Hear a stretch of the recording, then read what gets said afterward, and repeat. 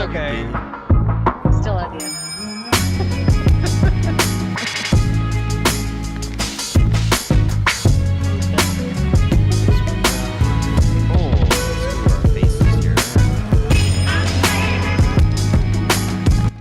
What's up, everybody? Streaming in here. Who we got in the chat? Rolling in. Sarah Winbush.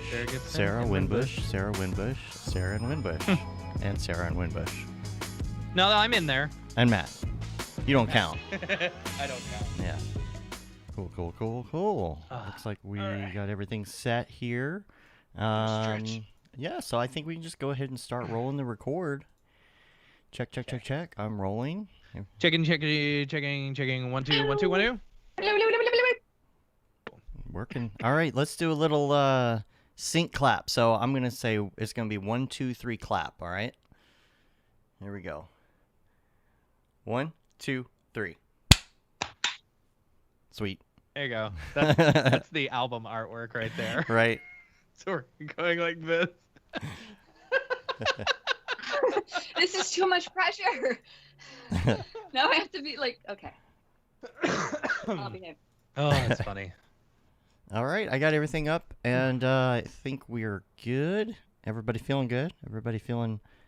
Yeah. All right. I feel so good. So good. So good.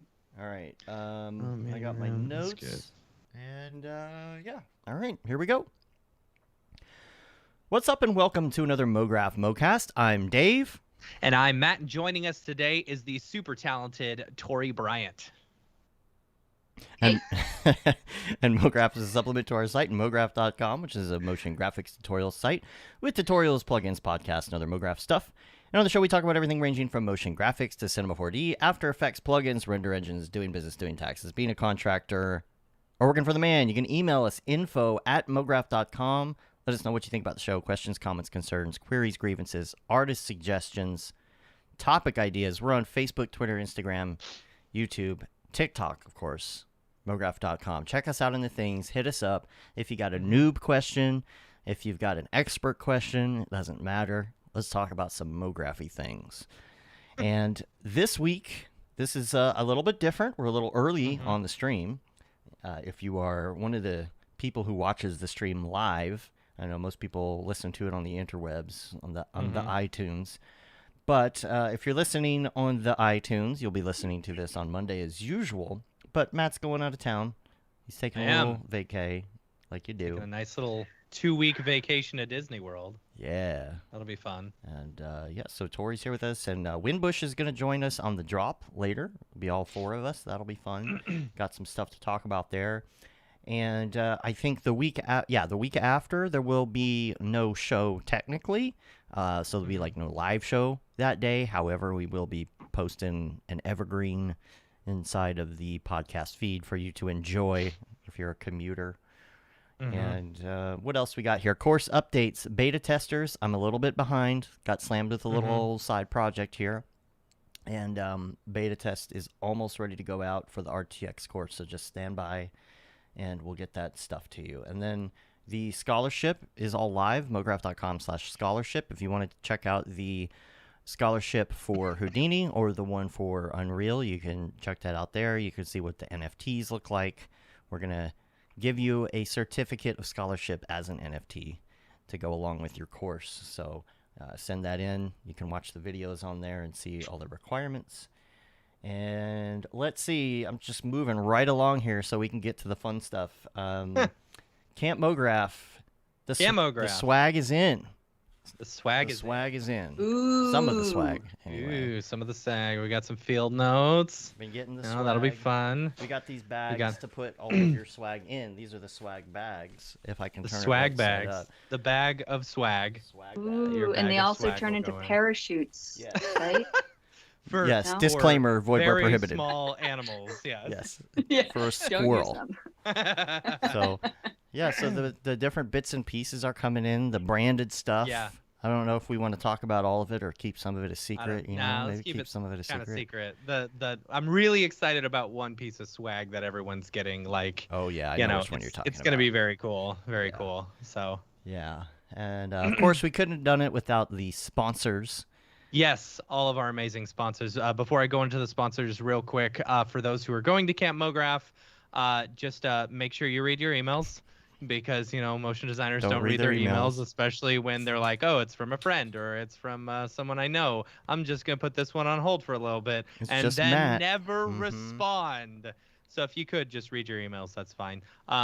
If we've been going through making sure we've got everyone in the system, and put in correctly. So there was a few stragglers of multi-ticket people who bought multiple tickets. I just need some of that information. So read your emails. Gotta know your allergies and things, Yeah, I know. Yeah. That's really honestly the biggest thing. Like, we're probably going to order a couple extra like t-shirts and stuff like that. So I'm not too worried about t-shirt sizes and stuff, but really it's the emergency contacts and any dietary restrictions. Yeah. That's the biggest thing, because the camp is awesome and they've been really good about, hey, let us know dietary restrictions. We've had a bunch of people who are gluten-free, lactose intolerant, vegan, vegetarian, pescatarian. It's a whole gamut of stuff, and we want to make sure. Yeah, we want to make sure that we've got everyone handled. So what's the other thing? Oh, if you're planning on using the shuttle, check your email because there was an email sent out about the shuttle, or you can email shuttle@campmograph.com or info@campmograph.com and let us know, who you are, what time you're coming in, if you're planning on utilizing the shuttle. Because right now, we've had only a handful of people who are saying they're gonna use it, and if that's the case, we'll just cancel our shuttle. I mean, you could just let Kevin drive and do donuts in the parking lot or something. Right, I mean, exactly. You might as well use it, right? The biggest thing is we need to know whether we need to rent another shuttle or not, because what ended up happening the last time, we wanted to make sure that people didn't have to get up super early, to catch a shuttle. So we ended up having 2 shuttles going on the last day back to the airport. We just need to know whether or not we need another one, because we've got, 2 to 3 times as many people on this one. So, so make sure you read your emails. Super excited about Camp Mograph. Couldn't have done it without all of our amazing sponsors. The sponsors help keep all of the ticket prices down. So you got a really good deal because of these amazing sponsors. First up, we've got our village sponsors, Maxon, Otoy, and Video Copilot. Huge shout out to them. You will be staying in one of the villages in one of those 3 villages in camp. Next up, our gold sponsor, we have Minimal Massive, Grayscale Gorilla, and De Facto Sound. Super excited to have them on board as well. And then our bronze sponsors, A Scripts and School Emotion. All of our sponsors are absolutely incredible. Make sure to give them a shout out on Twitter and all the socials and say thank you for sponsoring. That's it for Camp Mograph News. Kevin said, donuts. Wrong, Kevin. I was Portland talking about donuts. Portland donuts. See, Portland donuts. Yeah. I've heard, that because I've been to Voodoo Donuts quite a few times, when I lived there. See, but then there's some people. I feel like the people in Portland are like, nah, you don't want to go there. You go to this other place. Portland is go to Blue Star. Blue Star Donuts. Blue Star. Okay.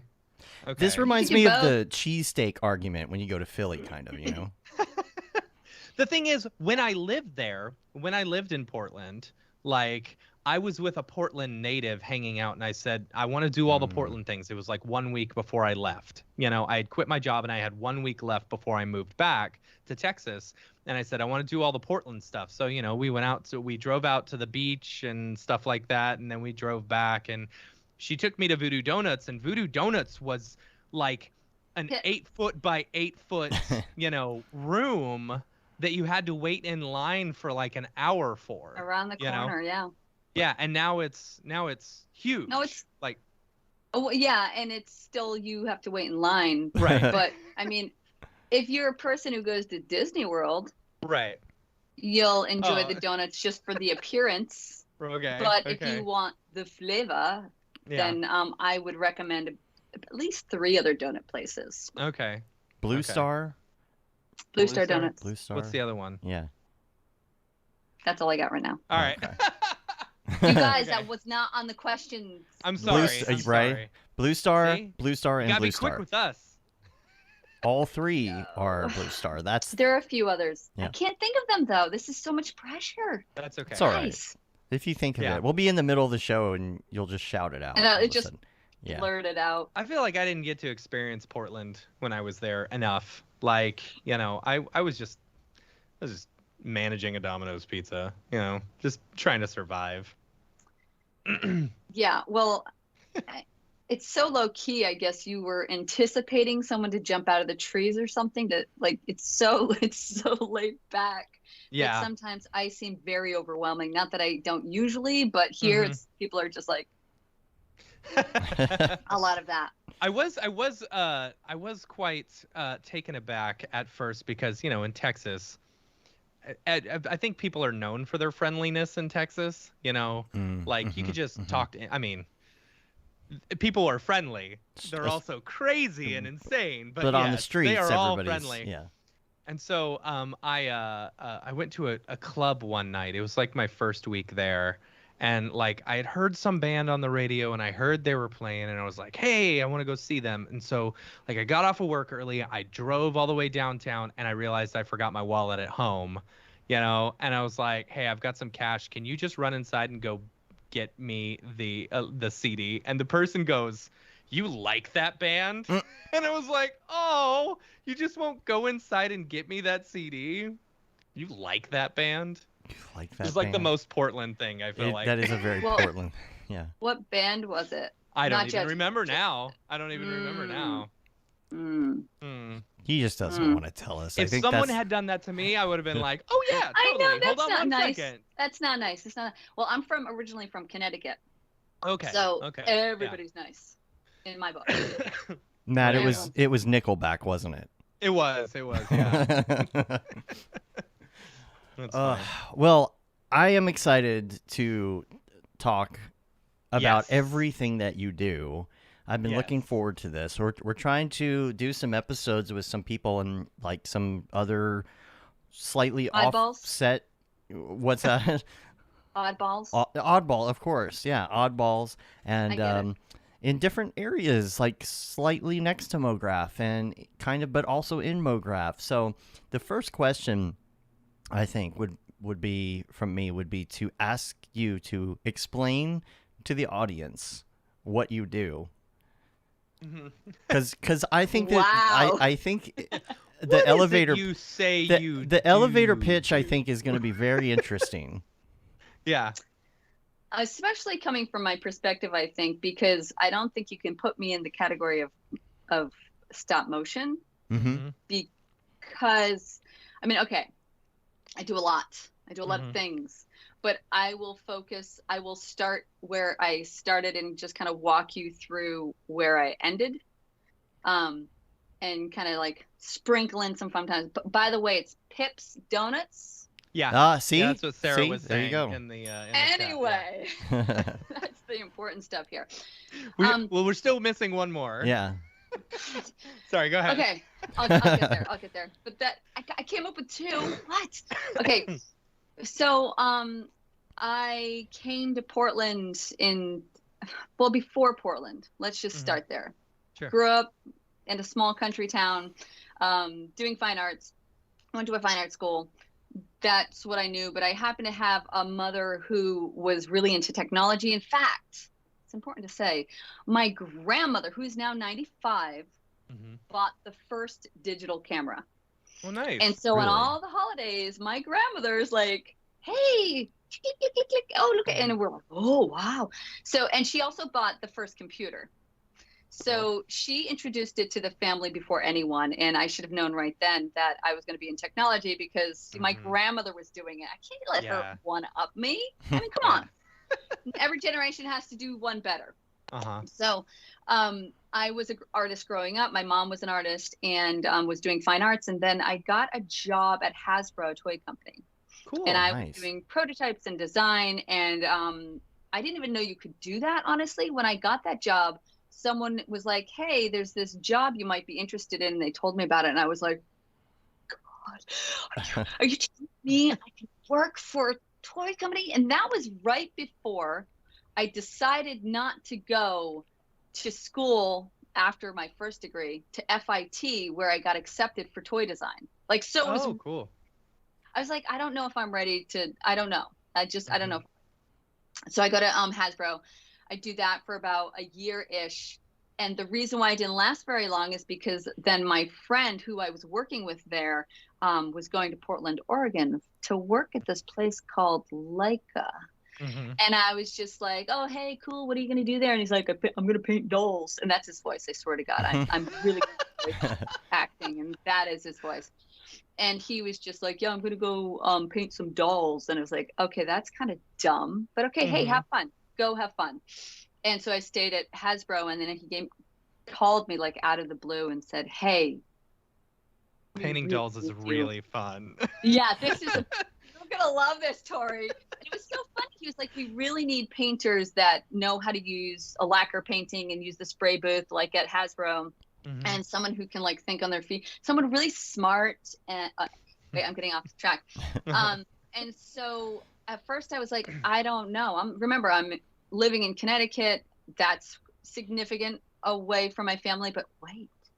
It's significantly away from my family. Suddenly I like, this could be a really good idea.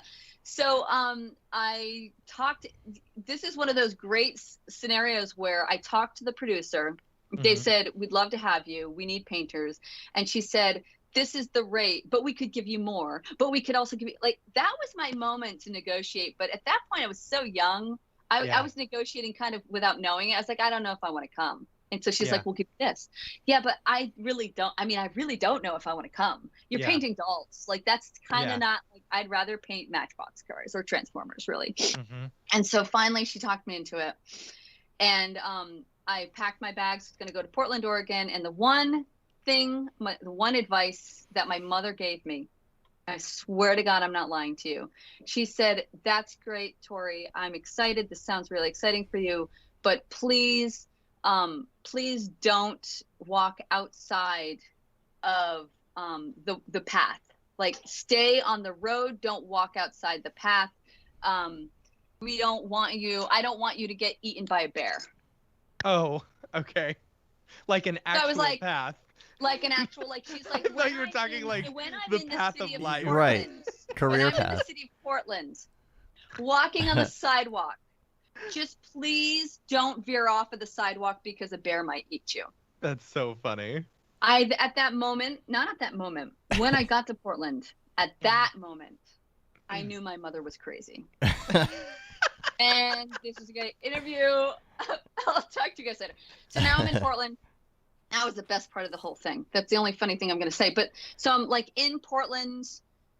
Oh my God, it's raining all the time. I'm like, I can totally deal with rain. I'm very optimistic. I got a lot of energy for like everybody. I was like basically taking the adrenaline out, giving it to people because, you know, I've got that much energy.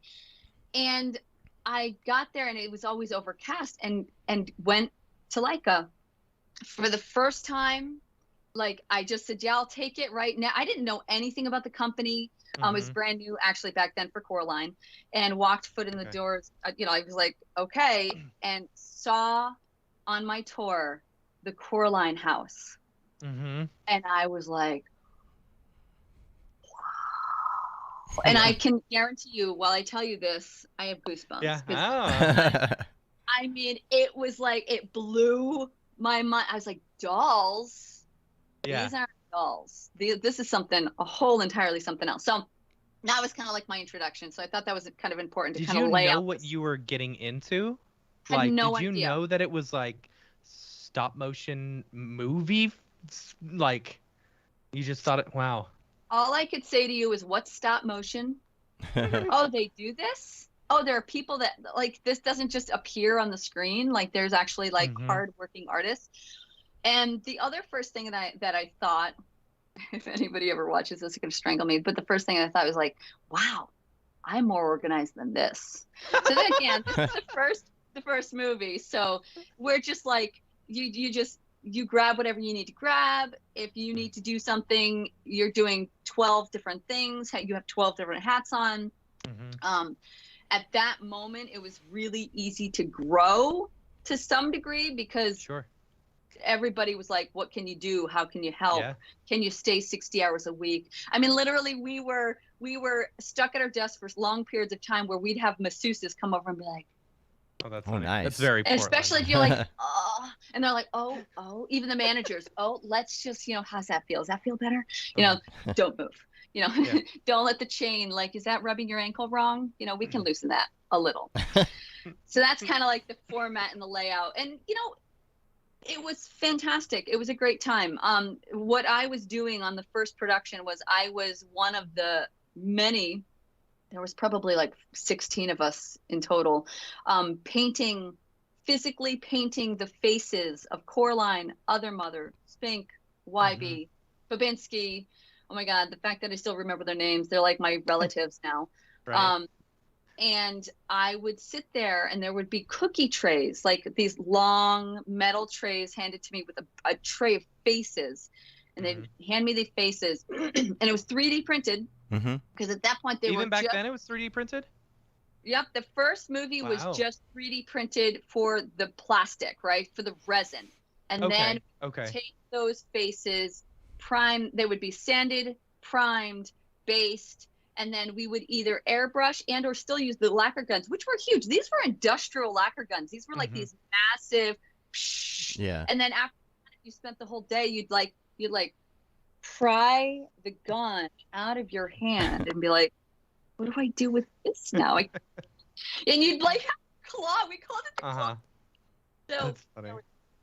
So we were doing all of it hand painted. Eyebrows, lips, freckles, blush, all of it was hand painted. And so when I came in, I was feeling pretty good about myself, pretty cocky, right? Because of course, you go in, you got to have a little like self-esteem. And I would paint this tray of faces and I would put it on the screen grabber, which is something you would put each face on and take a picture. And then the next face in that sequence and take a picture and go through all of them, take all the pictures and then press play with the space bar and you'd watch it and you'd be like, I'm tired. Because you can notice the inconsistencies? Like every eyebrow is hand painted. So from screen to screen, it would be like, it's supposed to be a still. Wow. Seeing all this popping, we called it. Yeah. Popping and all of these. There were so many elements that we had to think of.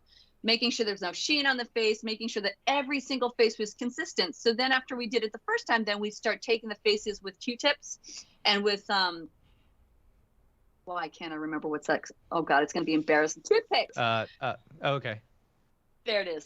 Toothpicks, and the toothpicks down to a sharp point. Now you know what a toothpick is already. No, that wasn't sharp. We would take an X-Acto knife and give it an edge, and then with the eyebrows, we would put it back on the screen, take a picture. Jeez. To see how it does. Take it off. Put it back on the screen, take a picture, and that was our life. How long would a set of faces, like one tray of faces, take you to do from beginning to end, you think? Week and a half of 60-hour shift. Like, it was intense. Oof. It was intense. So that was interesting. Yeah. So that was that kind of whole thing of, if I were to give you a brief description of stop motion animation, there are frames, a certain amount of frames per minute. Each face is a different frame. Click, face, click, face, or arms moving. You're doing this whole thing. Every scene, you have to take a picture. At the end of it, it's like a flip book. You press play, and you got all of those photographs next to each other to animate the body. Leica was known for its VFX and its practical parts. And in Coraline, they were proud that most of it was stop motion, and they were good at it. I'm not even gonna lie. They brought all of the top people, and what was so cool, what I found that was so cool about stop motion at Leica is that there were no big amounts of college degrees. It was all artists. That I'm a carpenter. I do, like, no one came from a education, because there was nothing to learn back then. It was a skill that was learned through, your craft. Right. Yeah. And dang, they were good. It was like, I mean, geez, it was a ride. It was a trip. How did they do when you have like a tray, When they do the stop motion, is it literally one for every frame, or is it something where you go back and forth if a mouth moves, or is One for every. It's one for every frame. Oh my gosh! Especially on a shot. What? Like Okay, literally every frame? No, like, no, is no, it no. different? You're not painting every single frame, right? These are actually just are they just like you can reuse certain vowel You sounds and can stuff? you can. Oh yes, you can in a shot. You will reprint. Oh geez, you're not going to see an animator go halfway through a shot and say, okay, wait, now I need face 23 again, and take it from the top and put it on. Mm-hmm. They want face 23 done again on the Oh same my tray. Oh my God. gosh! So they don't have to like, Right. mix it up and then say, oh no, where was this? Oh yeah, no, this was like. So remember, this is a really good like introduction. And I want to be real clear with this. Every face was hand painted. Every Gosh. costume was hand painted, and every body and hand and silicone part was hand painted, along with the sets and the floors and the buildings. And to be clear on the sets as well, with the Coraline house, you walk up to it and you like peer inside. Like, I'm gonna make this really dramatic. You peer inside, and it's like you see a little light switch that actually turns on. You see the wearing around the wallpaper where your greasy hand would touch to see if you could find the light switch. Right. The porch on the front was bowed where your feet would constantly I'm just like, wow, these dolls have lived here for a while. Because this house needs to be repaired. Oh wait, that's how it's supposed to be? Yeah. Yeah. Gosh. It was legit. That is incredible. It was legit. And that was Coraline. Mm-hmm. That was Coraline. So how has I'm assuming things have improved since then? Well, yes, it's funny you asked. that was my setup for you. Transition. Great transition. So now there's like this hiatus, right? Movie actually did really well. It's like it's the main movie of like is Coraline. Sure. Now we go into this lull. Like most of us were laid off. I think it was like a 2-year break. Everybody was like, well, that was fun. Wouldn't it be good if they had another movie? And then I got a phone call, and they were like, I was living in San Francisco at the time because why not? Why not? I had bounced from Leica from Coraline. I went to Utah for a small while. That was interesting. For another movie, The Legend of Santa Claus, which actually didn't pan out in the end. They were also trying to do a stop motion, but I don't think they realized the amounts and intensity that was going to accrue. But I think they still talk about trying to get it back online. And so from there, I went to San Francisco, and then came back to Coraline when they called and said, hey, Tory. I was like, hey. They said, we need you to come back to puppets. And I said, okay. And they said, and we also need you to come back for something different, something with technology and computers. I was like, oh, okay, this is interesting. And they said, we're thinking about taking the 3D printer and pushing it into more of a color process. And as first I'm like, game. And went in doing 2 positions. By the way, that didn't last very long.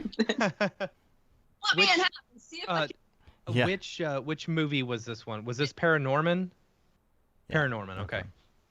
So I get there, and I am a lead painter, and I am doing maquettes. I'm very involved in the maquette process and working with the design and painting that element. And quickly I realized if that had been my job, I wouldn't have been able to do it. It was too much anxiety and work because it's a lot. It's like my body started to like, oh God, okay, thank God I have something else to focus on. Right. And then I was in this new department, the RP, well, it wasn't new, but it was new to me, the rapid prototype department. And I was the painter. No one, I was, and one of the only woman in the department. That was fun. And it was about this technology.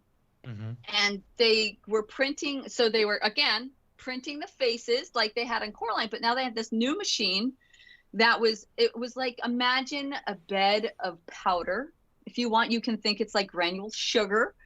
Okay. And the printer would print in this, it would print liquid to bind a layer, and then imagine 130, 40, 50, 60 pieces of paper in a very specific shape that bound together, that you would then have the actual 3D object. So it printed like a printer, but in a million layers, right? Gotcha. Yeah. And it was a powder. And so at the very beginning, they really struggled with the granule, like it was very bumpy. Okay. And so that was a little problem because Coraline was so smooth, but in the end we were like, yeah, but it's so translucent, it almost looks like real skin. So we kind of got over that, but it was like, Tori, this printer, if we can't get this printer, this is literally what they told me. If we can't get this printer to work, we're not going to do this process. Like this, this movie is going to be done. No and pressure. I'm like, awesome. Oh, so you couldn't do it. So now you're calling me in. Yeah. So at least you got a fall guy. Okay. Yeah. Well, I'll do it. I'll be the fall guy. And they were like, we know you know Little Maya. We know you know color and whatever else. They had tried to have the modelers and the RP department do it, but because they felt like they didn't have that other background, that's why it wasn't working, and that's why it wasn't becoming successful. So I got in there, and I just started like asking all the questions, doing tests, and I wasn't getting anything either. I was like, God damn, like I think you guys got a lemon over here, because like this should work. Like there's no reason. I was calling the manufacturing company, everything else, and trying to figure out why this wasn't working. And then I found out why. Actually, another information I probably shouldn't be spreading on local, so someone can hear it, but it's true. This is truth. It wasn't working because when I gave my files, the testing files, I had to go through the modelers. And when it went through the modelers, because they didn't agree with my file format, was changing my file format and sizing my file down to a postage stamp size. Like, I wish I knew where my camera was here, and I'd show you my fingers. Yeah. And so nothing was coming out. And so when I realized that, I went to them and I said, guys, why are you changing my file? And they said, well, because these are was really their voice. Well, these are the size requirements, and you're going too much here and there, and this is what. And I was like, well, I've been talking to the company, and they told me this is fine, and they're like, no. So finally, I had to go around my entire department, which is always good to make friends. Yeah, you're right. You should always do that. I went around my group, created some files, sent them to print, and my boss was like, oh my God, it worked. It finally worked. And he was like so excited, brought into the other departments, and he's like, oh my God, how did this happen? Who did this? And I was like, and then he's like, oh my God, how did you do it? And unfortunately, at that, I was very young in this world, and I like in front of everybody, because he asked, I said, well, I went around you. And he's just like, I could have probably done that in private. Today, that would have probably been approach. But we started getting it printing. And so the first step was just getting color on it. But now think about the Coraline. Now come to now. We can print a tray of faces, which is like 2 or 3 cookie sheets, right? Worths in a day. Oh my gosh. In a freaking day. So now can I ask how, like, because I feel like there's got to be, doing just a little bit of 3D printing myself, how much detail were you able to get on it versus, say, hand painting? More. Really? Nice. Yes. Oh, more. Wow. Okay, so at the beginning, it was like, can we get blush? Can we get freckles? Once I unlocked the combination, if you will, of how to get the printer print, then it was about, now how do I get these printer to print whatever the heck I want? Like, how do I expose what it's capable of? And I did weeks and weeks, and I just started doing some crazy stuff. And of course, if you saw the paint jobs and then you saw the result, the paint jobs and the result are entirely different. It's the fact that I have a hand painted maquette in color that either I've done or someone else in the paint department has done. And now I have to match this maquette. If I paint exactly the way the maquette looks, which, you think about, well, why don't you just take a picture and then wrap it around a 3D model and then print it? It doesn't work that way. That doesn't work at all. So I would have to. They used to call me the copyist on Coraline, which is funny that I then got this job because I can fake a painting. Like if you want me to paint something, I can match it down to the dots. It's just I don't know why, but I can.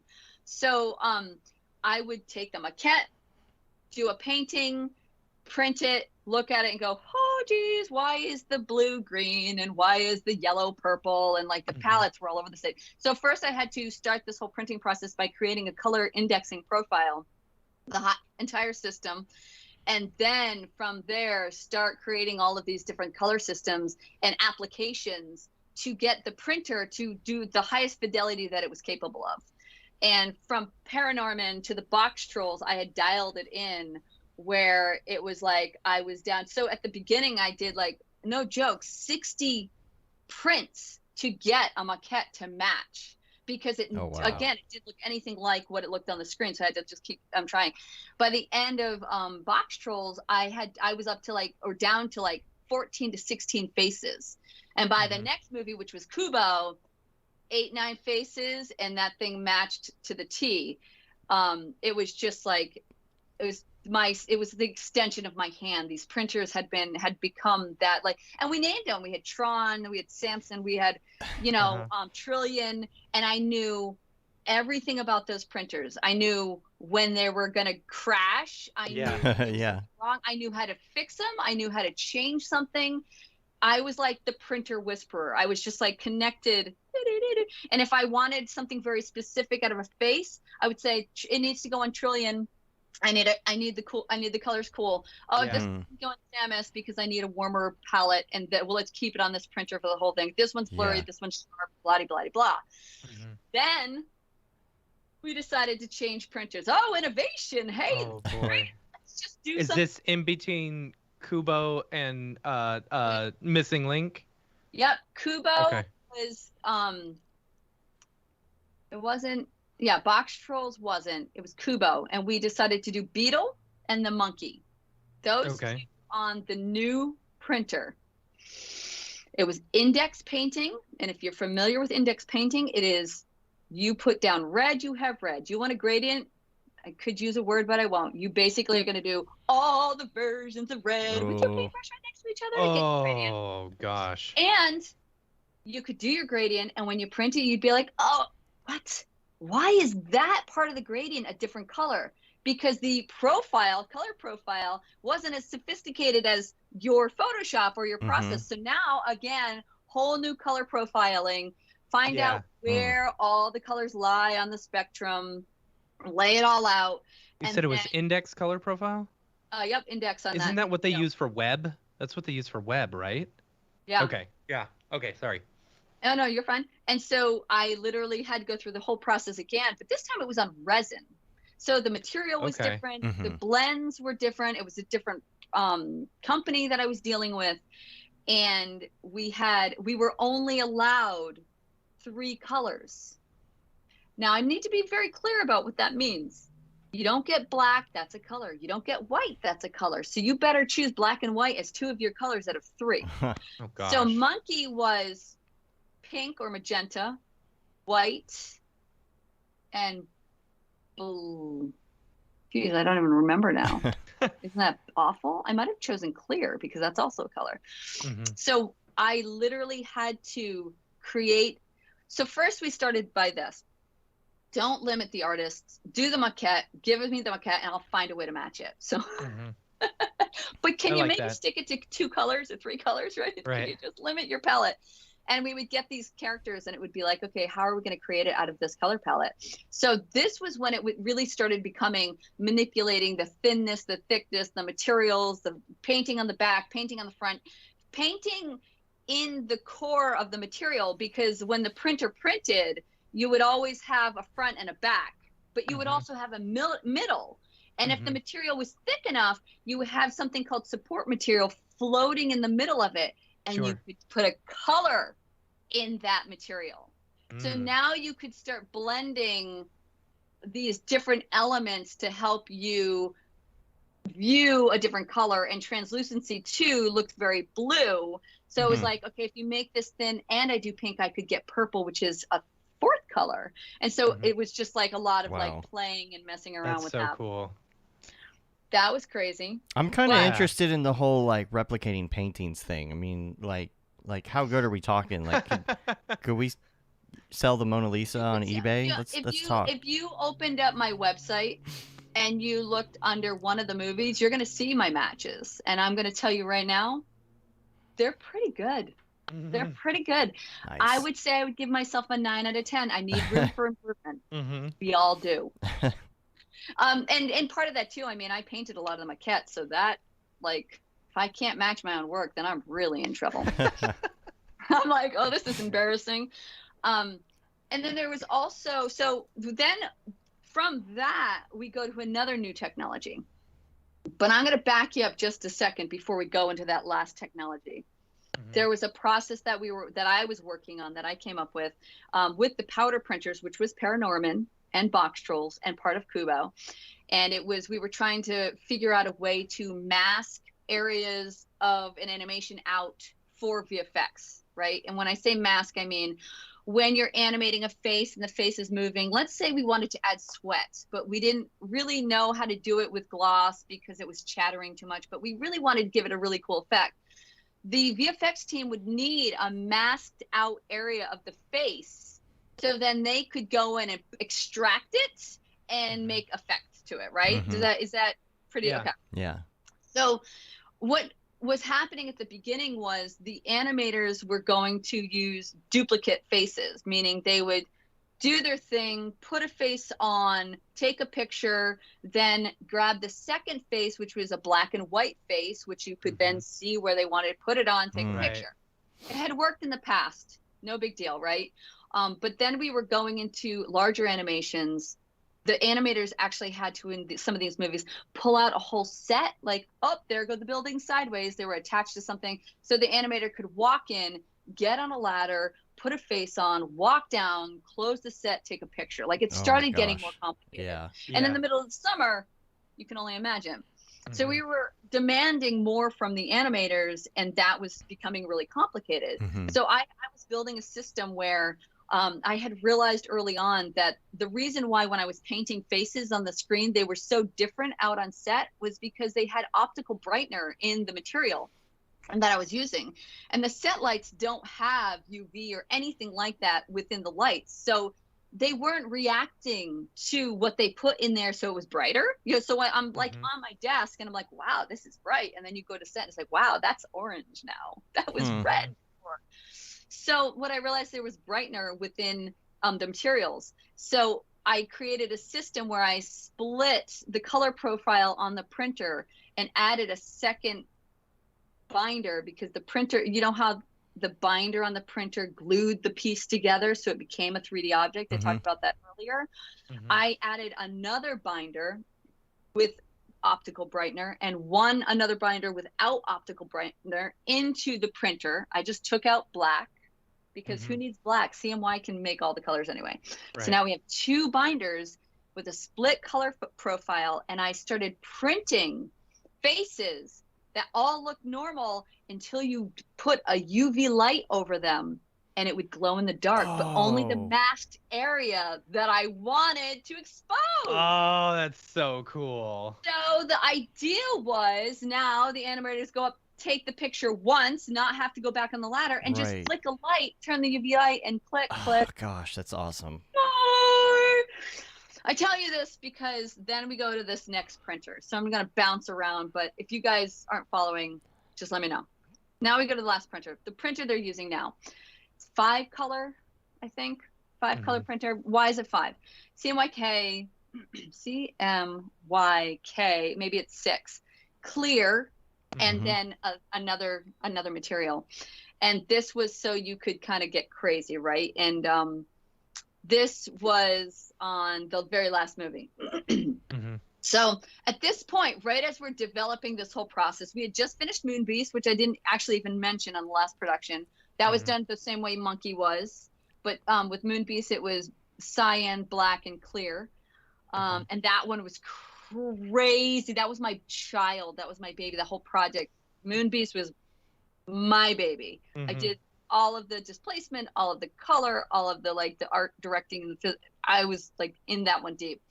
And so we had just finished that when we found out that RP, our group, our little team, we had won the Science and Technology Oscar. Nice. That's Through awesome. our technology and innovation. I mean, I'm 3D not printing. surprised. Right? Just from It this was like- conversation alone.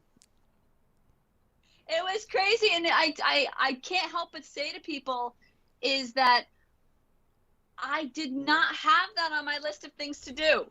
Mhm. Like, oh Mhm. yeah, I'm just gonna like put Oscar on there because that's Yeah. totally gonna happen. But I mean, yeah, I could win an Oscar, right? Because I'm in the film industry, so that's Yeah. very likely. I certainly didn't have Science and Technology in front of it, so that was huge and epic. And kind of like was like, wow, there's a lot going on, and maybe I could do more of this somehow.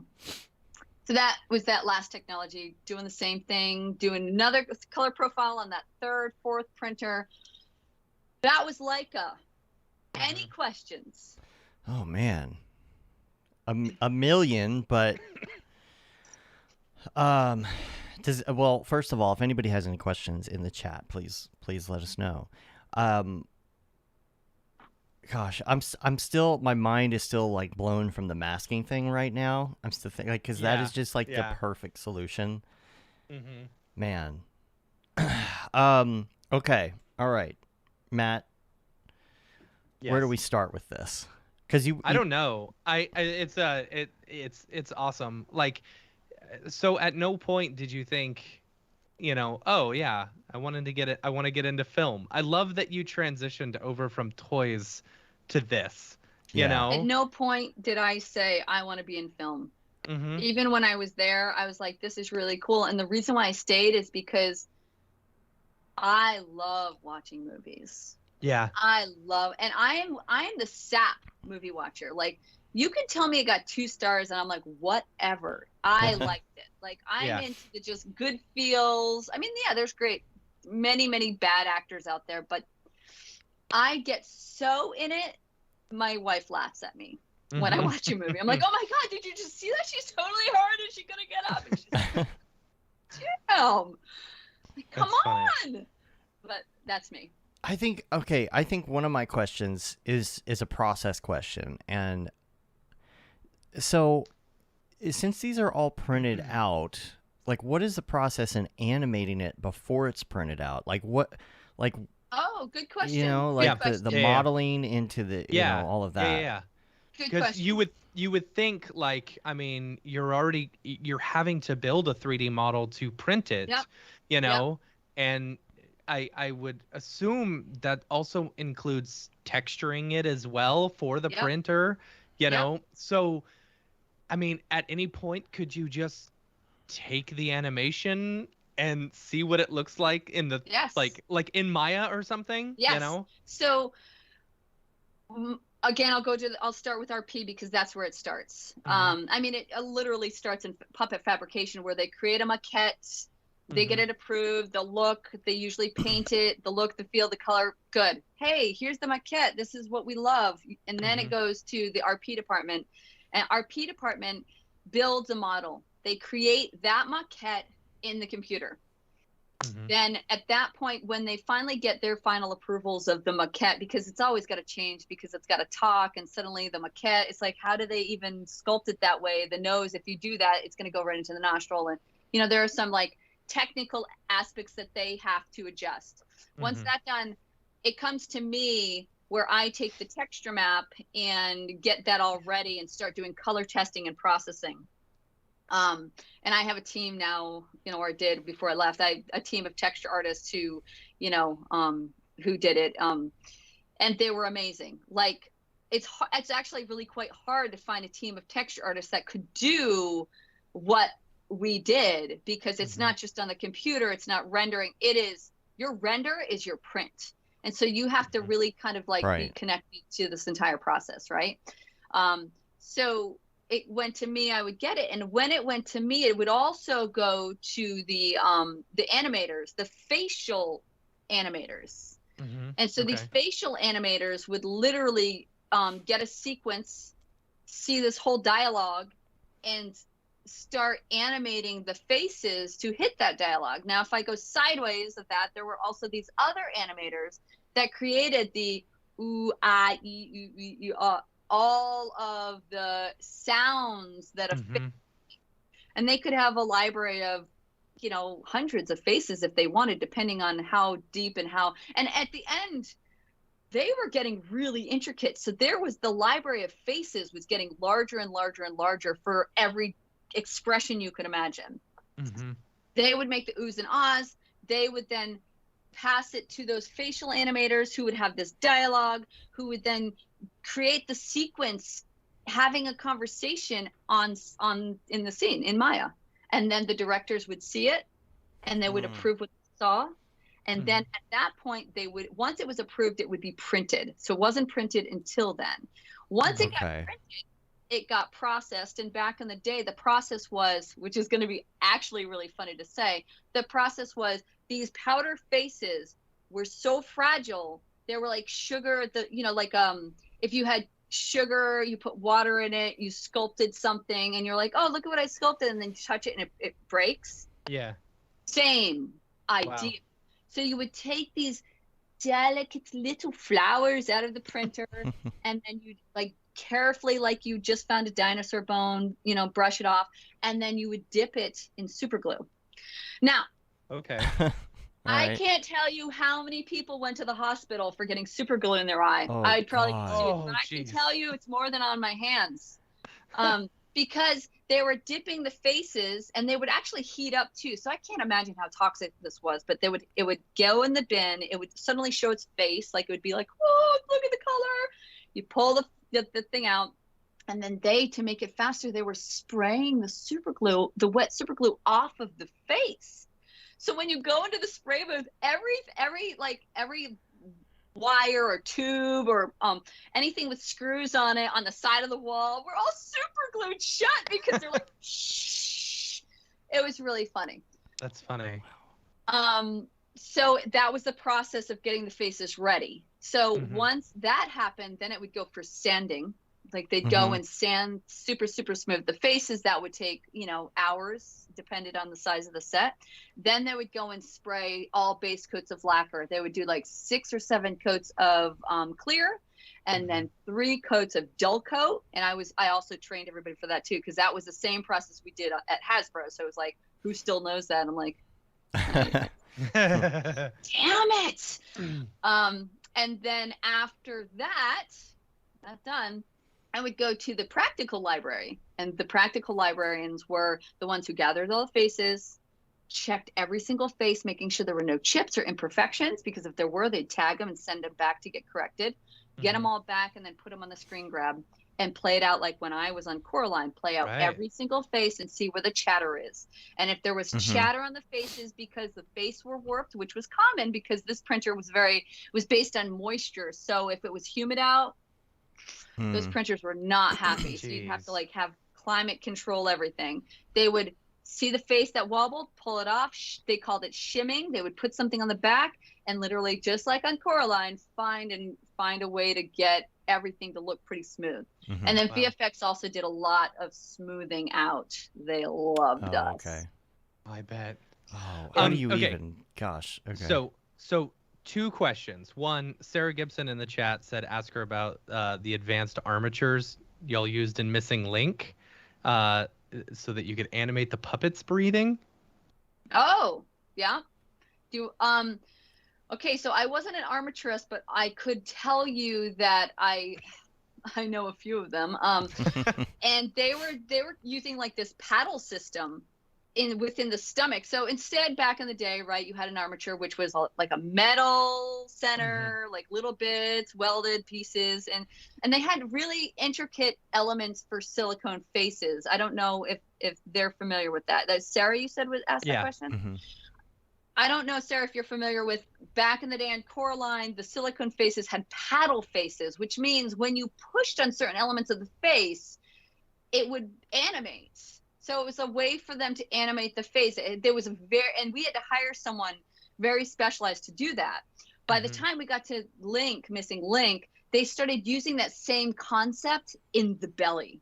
and in other elements. So when you pushed on it, the belly would go up, and when you pushed on it, the belly would go down. They had crank systems, like it's something where they could expand and get bigger and taller. Oh yeah, it was ridiculous. But you know what?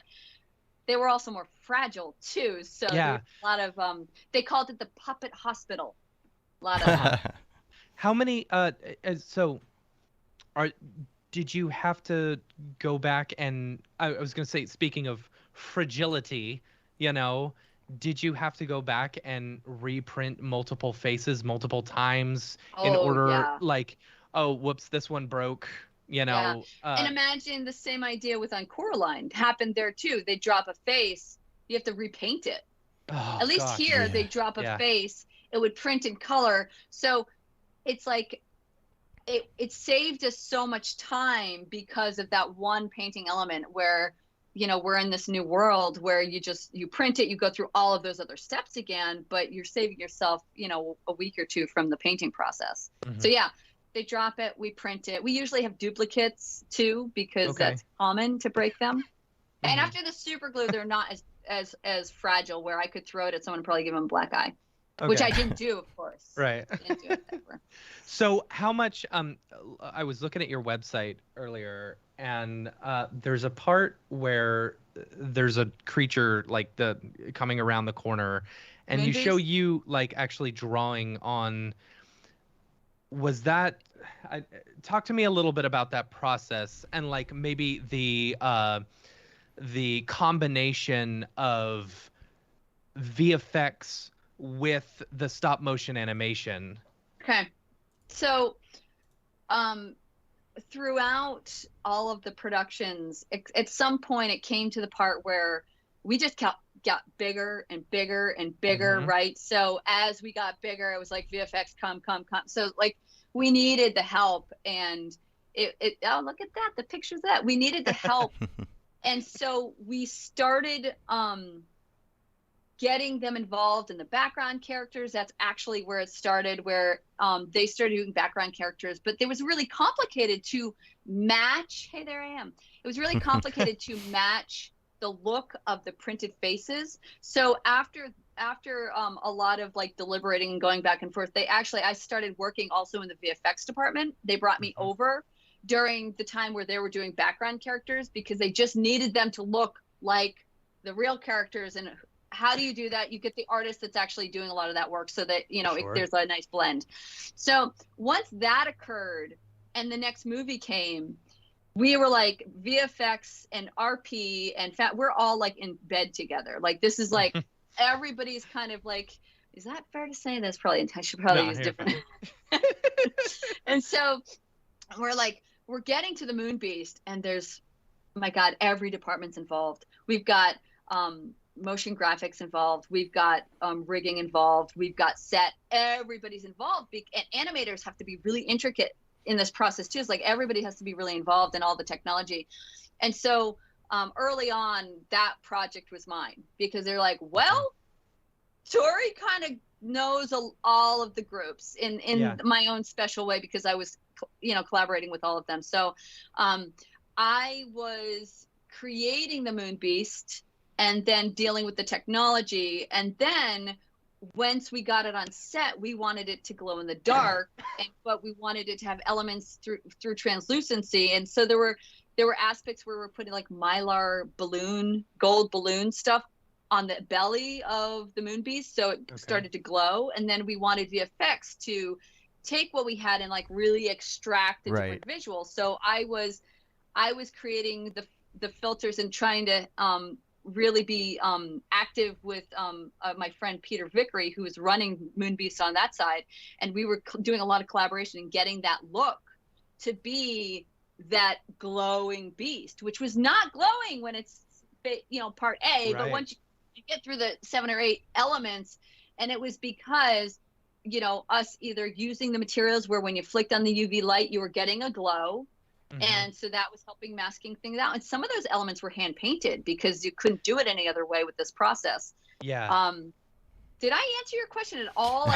Yeah, for the most part. I mean, that particular part that I think Dave's going to bring up, you know, where you're talking. This was the part that I was looking at, you know, where you're actually that right physically. there, where it says obstacle up top, that's the artwork that I gave for us to match in VFX. And then me on the screen, I am literally painting on the areas where it needs to glow and where we need to push the element to then give it. And yeah, that was a good one too. If you walk through it, you see there, those are the different steps, different lighting scenarios where then VFX takes them all and combines them to make this creature glow. That's so cool. So how much, like, I know with Coraline specifically, you know, you talked about, you know, there wasn't a lot of VFX involved per se, but then as the company grew bigger and bigger and the productions grew bigger, you know, so what percentage would you say, you know, is VFX, you know, or I would say so I'm curious, like, because from like a traditional like movie, like just take a Marvel movie or whatever, they'll shoot the stuff and, you know, there's green screens everywhere and, you know, all of that is going to be VFX, you know, versus the set building, you know, how much of those backgrounds were sets, how much of those backgrounds were actually, you know, VFX, and so on and so on. I mean, you're talking about background characters also being 3D animated, you know, like, I don't know, what's the decision of when we use VFX and when we don't? Right. Well, okay, so Coraline, as we talked about, was mostly all made by hand. Yes. It was crazy and beautiful, amazing, right? And then you get to Paranorman, and a lot of the sets were still done by hand. But then they realized that they just couldn't do the amount of work that was needed. And VFX could get it done faster by building things and just putting it in the back. And that's when there was more momentum.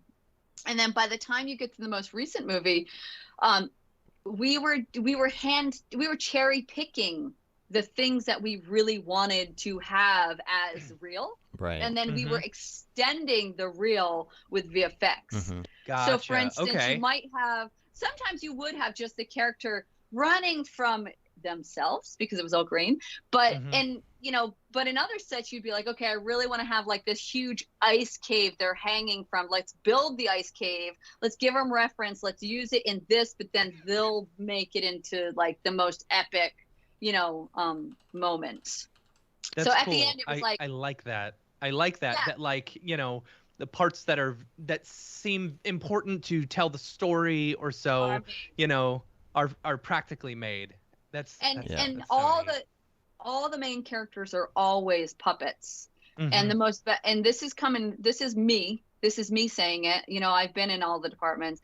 The most valuable part of the team are those puppet makers, that team and set, you know, anybody who's physically doing the work. And I feel like they're undervalued. Like they are paid the least of all of the teams within these companies, but they by far cannot be replaced. And I think it's important to say that.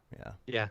Okay. That's so cool. So I want to keep talking about this. We're going to come back to this, but because Winbush has a very small window where we can all talk together, we're gonna try and get him on the line here and do the drop, and then we're gonna come back and finish our conversation because there's so much more. There he is. Hey! He's already here. Here we go. Let's just move over here. Cool. Yeah, let's hop up. Are we going to hop up into the drop? Yeah. Can we hear you okay? Say something, Winbush? Check. Cool, 1 cool, 2 cool. 1 2. All right. You guys hear me? 1 2. Got a little space up at the top, Dave. There we go. No, it's all right. That's all right. That's his camera. That's all right. All right, you ready? Let's do the drop. Here we go. Let's do it. Let me switch over to my dingus. There we go. Here we go. The drop. Is this the fucking mic? Drop. This is exactly what I should be doing. What's up, and welcome to this week's episode of The Drop, your weekly source for all things NFT and crypto art, as well as upcoming drops by notable people in the Mograph industry. I'm Matt Milstead. Joining me, as always, Dave Koss. And this week, we have Tory Bryant and Jonathan Winbush. Hello. What up? So let's talk we're about. doing this episode a little bit early, Yeah. so we actually don't have whatever drops are happening. But if you want to know, just go to makersplace.com or Nifty Gateway. There we go. Yeah, That's right. how you do it. Yeah, since Matt's gonna be on vacation, we're gonna talk about something that y'all are working on. I don't know which one of you wants to give us the summary and the rundown, but what you got cooking? Jonathan, I think you are going to do a much better job describing this than me. Okay, so this is going to be, to my understanding, the largest NFT exhibition to date so far, and it's going to be happening in Shanghai, China, at the Shanghai Plaza. And so this is going to be an auction style NFT, to my understanding. So they're going to have, it's going to be auctioned off in a physical location, and also online. There's going to be a new site launching alongside the exhibition. It's called Art. It's not launched yet, but it's going to be launching, I guess, within like a week or so, because the show's on July 31st. And there's a whole gang of artists that we know that's going to be in the lineup. Myself, we have Tory, we have G Monk, we have Brilly, friend of the show Brilly, we have Render Fruit. Like, there's a whole hodgepodge of cool artists that are in there. So it's really cool. I believe this is going to be the first NFT show in China, so really looking forward to it. That's cool. Now I've got some links here. Am I able to bring those up right now? Is this okay for me to show the G Monk link that I have here that you sent me? Yep. Okay, cool. Just want to bring that up here. So tell me about this actually. So this is an exhibition that G Monk did in, I'm probably going to butcher the name, I want to say Guangzhou, China, back in like 2019. And so the person that curated G Monk to come out to China to do this exhibition for this special piece that he created, it's the same person that's putting together this NFT show. And so I guess that's why G Monk is involved with this one, because of the relationship that was already there. But this kind of gives you a glimpse of some of the physical stuff that will be at the show floor exhibition. I think it's, oh no, I was just going to say, I think it's really the element of, it's supposed to, or so we think, it's the largest NFT exhibition to date. I mean, just to think about that is so exciting. That's pretty epic. And to have these talented artists, including Jonathan, into that crew it's amazing. It's so exciting. Yeah. So Kid Mograph and everybody. So there's going to be the banquet, and this is, let's see, the show starts July 31st, and you also have a couple other NFTs here. Winbush, are these related to this, or is this something different? No, that's something completely different. Okay. Well, we'll come back to that in a minute then. Yeah. Also, the name of the show is called I'm Meta, right? Is that it's Meta? Yep, I'm Meta, and it's Art, correct, Winbush? Yeah, Art. Art. That's the name of the new platform. Yeah. Yeah. So I think it's going to be similar to like a Christie's or Sotheby's auction. So the show is going to be for a month. So like, we don't have the full details of how everything's going to go down, but I think it's going to be like, the show's going to drop on the 31st. The exhibition in Shanghai is going to be open to the public for that entire time. And so while you're free there, to go. Yeah, if you're watching it, feel free to go. But I believe that you'll be able to make bids in person and also online as well. And so after the month is finished, the top bidder wins whatever NFT they're going for. Awesome. Yeah, I'm being careful what I'm saying, because I know that like we had to get permission just to talk a little bit about it, just to make sure. We don't want to. Yeah, so there's still a lot of stuff that's still in development. Right. Are you able to talk about like the kind of like the approval process with these NFTs, because they are in China, or is there kind That's of a an interesting question? Yeah, I mean, the only thing I could say probably is, for all the artists that were involved, we had to send our work ahead of time, because everything has to be approved through the the committee first. I'll just say that. Yeah. Yeah, there is a process. Like, they don't want to have any type of copyright issues or Right. anything offensive in the work and things of that nature. So it does go through a process of being looked over, and you have to give like your explanation behind the piece and everything like that too. So Right. it was an approval process. Like, you can't just throw anything up there. Like, they do go through it. Yeah. And that's pretty exciting too, because you're just like, waiting. Yeah. Right. Did they like it? Is it accepted? So you get the double feelings of, yes, it got through. Yeah. Right. That's great. Oh, that's cool. And Tori, you've got foundation. Yes. Bring that up here as well. People can check this out. Tell us a little bit about your foundation pieces here. So my work is basically encompassing kind of everything we talked about, my background in fine arts, and then moving forward into the whole storytelling and stop motion. And what I decided to do was to take my traditional oil painting process, do some of the main parts of the painting here, the digital painting here, bring it into the computer, then finish it off with digital painting, That's so and great. then do motion Very graphics to finish off the work. And my work is all about the story. So it's like, the way I can describe it is, when I first do my work, I'm in this part of my brain, which is oil painting. It's not about, if there's too much information when you start, it's like you can your brain kind of explodes. So with this element, it's like, I am oil painting. It is me, and I am collaborating with the materials. I am, having this really intimate, conversation with the materials, and I am limited to what I am capable with my hands, or with the paintbrush I'm using, or with the medium I'm using. And then when I take that and I bring it into the computer, then another part of my brain, because the painting is about emotion, color, composition, brushstroke, and what I'm feeling. When I get into the computer, it's about how am I going to build a story around my pieces? I want a message. I want people to get something out of my work. And I also want them to go, oh, wait a minute. Whoa, I didn't see that before. Hey, this is telling a story. And so then this other part of my brain, which is like strategy and just storytelling. And also, now I'm not limited by my materials or my hands.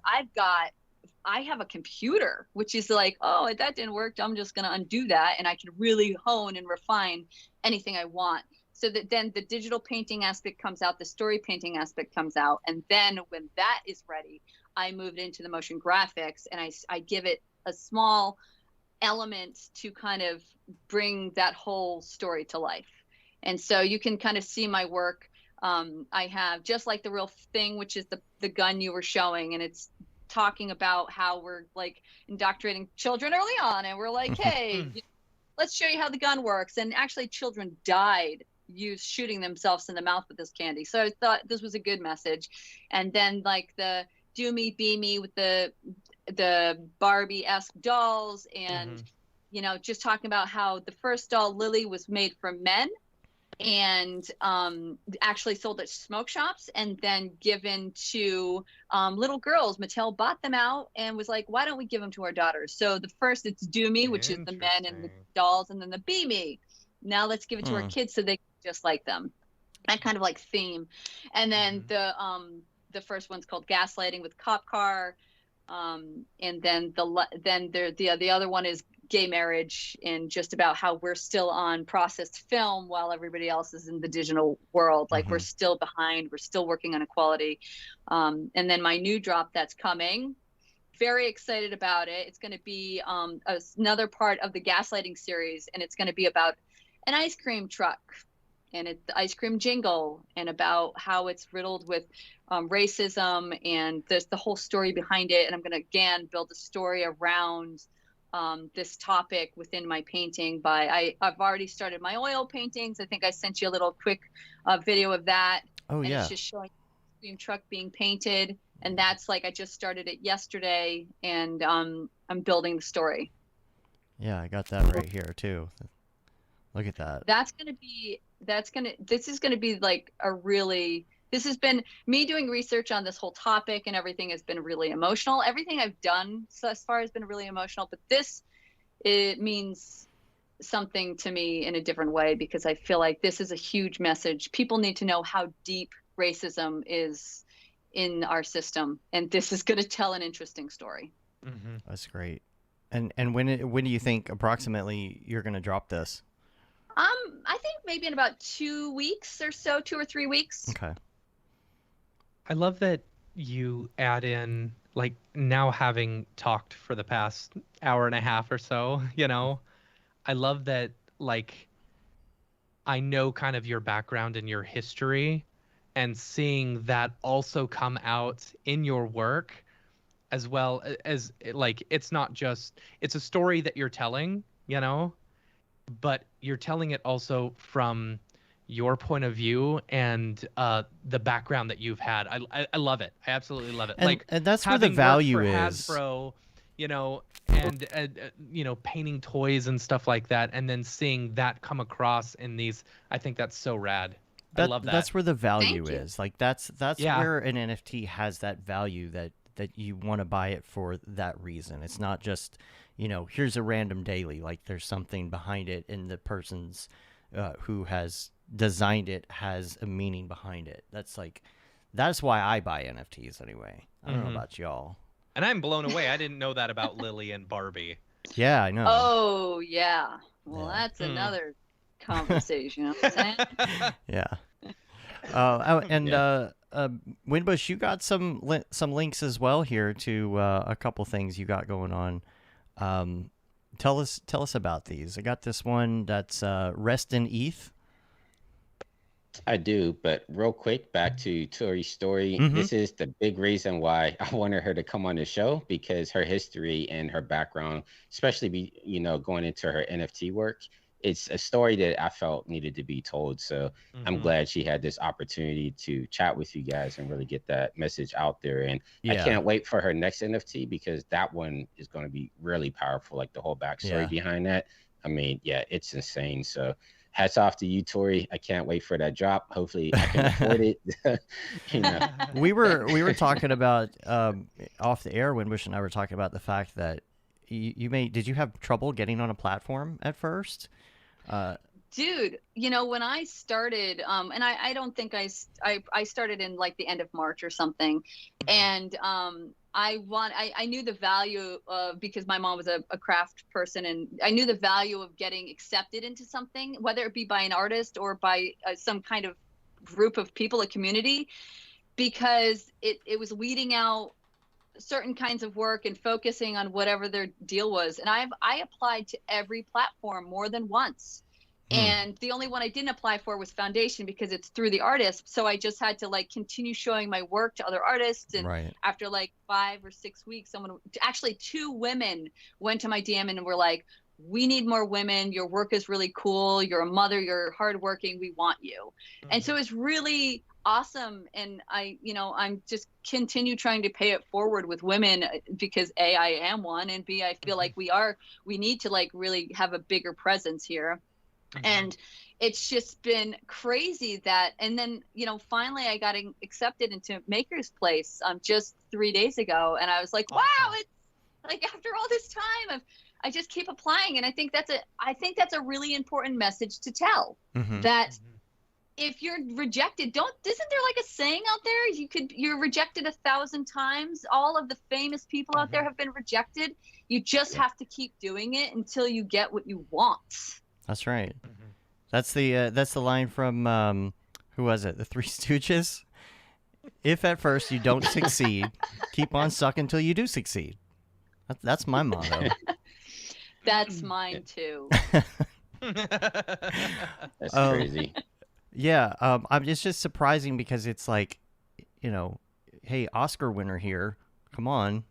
Right? Like, Yeah, I mean, not to put anybody down too, but like just seeing a lot of the artists out there that were killing it, and I'm just like, Tori saying like she couldn't get on Super Rare or Maker's Place or whatever, and I'm just like, what's going on? Like, so she definitely needed to get her story out there and get some eyes on her work, and I'm happy she got on Maker's Place. I mean, that's huge. So congrats to you on your success. I'm doing the China show because Winbush was like, I want you to come with me and do this. And I was like, this is my brother right here. My younger brother. Right, Not by that much. but like a month, but whatever. Yeah. Cool. Well, Winbush, appreciate I know you're a little short on time, so I want to make sure we show yours too. Tell us about this one right here. You sent me this link. So yeah, this one, Rest in ETH, I sent that to you because this is by Mixtus, and he is actually one of the curators for the show in China. He's a teacher here at the Laguna Beach Arts College, I think it's called. But yeah, I wanted to make sure he got some shout out in the show as well, just because he helped curate all the artists that are going to be, at least from the state side, that are going to be inside the show there. And I just saw that he dropped that on Foundation, I think yesterday. So Awesome. I sent you that link just so we could try to get him some shine in here as well. Gotcha. Cool. And then you've That's got awesome. this one too. You got a tweet here. Tell us about this. Yeah, so this is actually from the Wild Sun Collective series. You guys spoke on it a little bit last week. It finally dropped the other Okay. day. Oh, this And is for so, okay. Yeah, from the NFT book. I think they Yeah. sold like 200 copies that first day of the book. And then Nice. they dropped all the artists along with it on OpenSea. And so those are my 3 NFTs that were dropped a part of the collective. But you had like Robbie Trevino and Siobhan and Annabelle. And yeah, it was a really cool drop. Like they even had like Emmy-winning music composers do like soundtracks for the book and everything. And somebody created like a language just for the book. Like she actually created like an entire language, which is crazy, and released that as like a Genesis NFT. And so the collective itself, I would say, check it out. It's the Wild Sun Collective. A lot of really cool work in there. They even had like somebody that draws maps for a living, like hand draws maps. Like she created, she created like an entire map for this fictional world. So a lot of cool NFTs in there. That's awesome. That's cool. Yeah, That's we're super gonna cool. we're gonna try and I think there's gonna be some other books. We're gonna try and do a special on some NFT book stuff, so that'll be fun. Yeah. I mean, it was a good success, boy. you know. Look who's here. It's Oh, Dorothy. looks like your dog's here. Hey, how's it going, everybody? How's it going, Matt? Good. Here you going on vacation soon? I am, yes. Yeah, it's still hot out there. It's the dog It days is. of summer for sure. Oh. Yeah, I came by Yeah, just to yeah. wish you a happy vacation. Maybe I can take over the show while you're gone, you know? Like be a You're new more than welcome to. Yeah, a new breed of podcaster. Oh god. Yeah. So actually I'm gonna take some time off. I think I might go, clean up the house, maybe go clean up the attic, look through all that stuff. I'm a little scared though, because I heard there's some Cat 5 cable up there. Anyway, yeah, have fun at Disney World, and Thanks. don't do anything goofy. No. Oh. Bye. Man. Anyway. Had to come up with something, twice in 1 week, right? It's hard Right? to do. Got to keep It was these good, puns. Dave. It was good. Keep Well these done. puns going, Man. Right? Yeah. Eventually, you're gonna run out of dog puns. I know. I'm gonna I have was to going to figure say, how something long out. does it take you to think of these every week? I don't know. I usually I write can't them before the imagine show. very long. I mean, yeah. There you go. Cool. Well, Winbush, thanks for dropping by and saying hi to us Thank and you. Mwah. talking about some NFTs for a while. And I'll hook up with you after the show. We'll talk for a little bit. And you wanna outro us, Matt, and we'll get back to the show. Yes. So if anyone has any drops that they are releasing for the week, feel free to email us info@mograph.com and we will show them on the show. Otherwise, we'll see you in a couple weeks. Yeah, a couple Let's weeks. get back to the show. All right. Support Tory. Drop. Is this the fucking mic? This is exactly what I should be doing. All right. Awesome. Well, there's more stuff I want to talk about for Yes. sure, and I'm pretty sure, Matt, you're probably. Tori, I gotta ask this. Having how long did you work at Hasbro? Only about a year and a half because Okay. Leica took me away. Okay. Are you a toy collector at all? Ooh, that's a good question. Wait, before I answer this, I gotta change my glasses because Sure. I tweeted Oh, which man. glasses I should wear. and I got and it was tied for 2 different pairs. So you got to So switch now them I'm out. gonna wear these Okay. just so Gotcha. I'm not Okay. playing any. You've just Yeah. thrown off the whole vibe of the show. Yeah. I'm now so I don't know glad I which did. album art to do. Right. And I feel like I should be turned at slight angle like you guys and not look at the screen. So I'm gonna look But outside. but while I you're talk to you. center. Yeah, it's and like we're you're looking at facing you. Yeah. You guys look like you're at the perfect angle. Okay. So what was your question? Toys. Are you a toy collector at all? Oh, yes. I mean, aren't I? I'm not like. I collect toys for my paintings.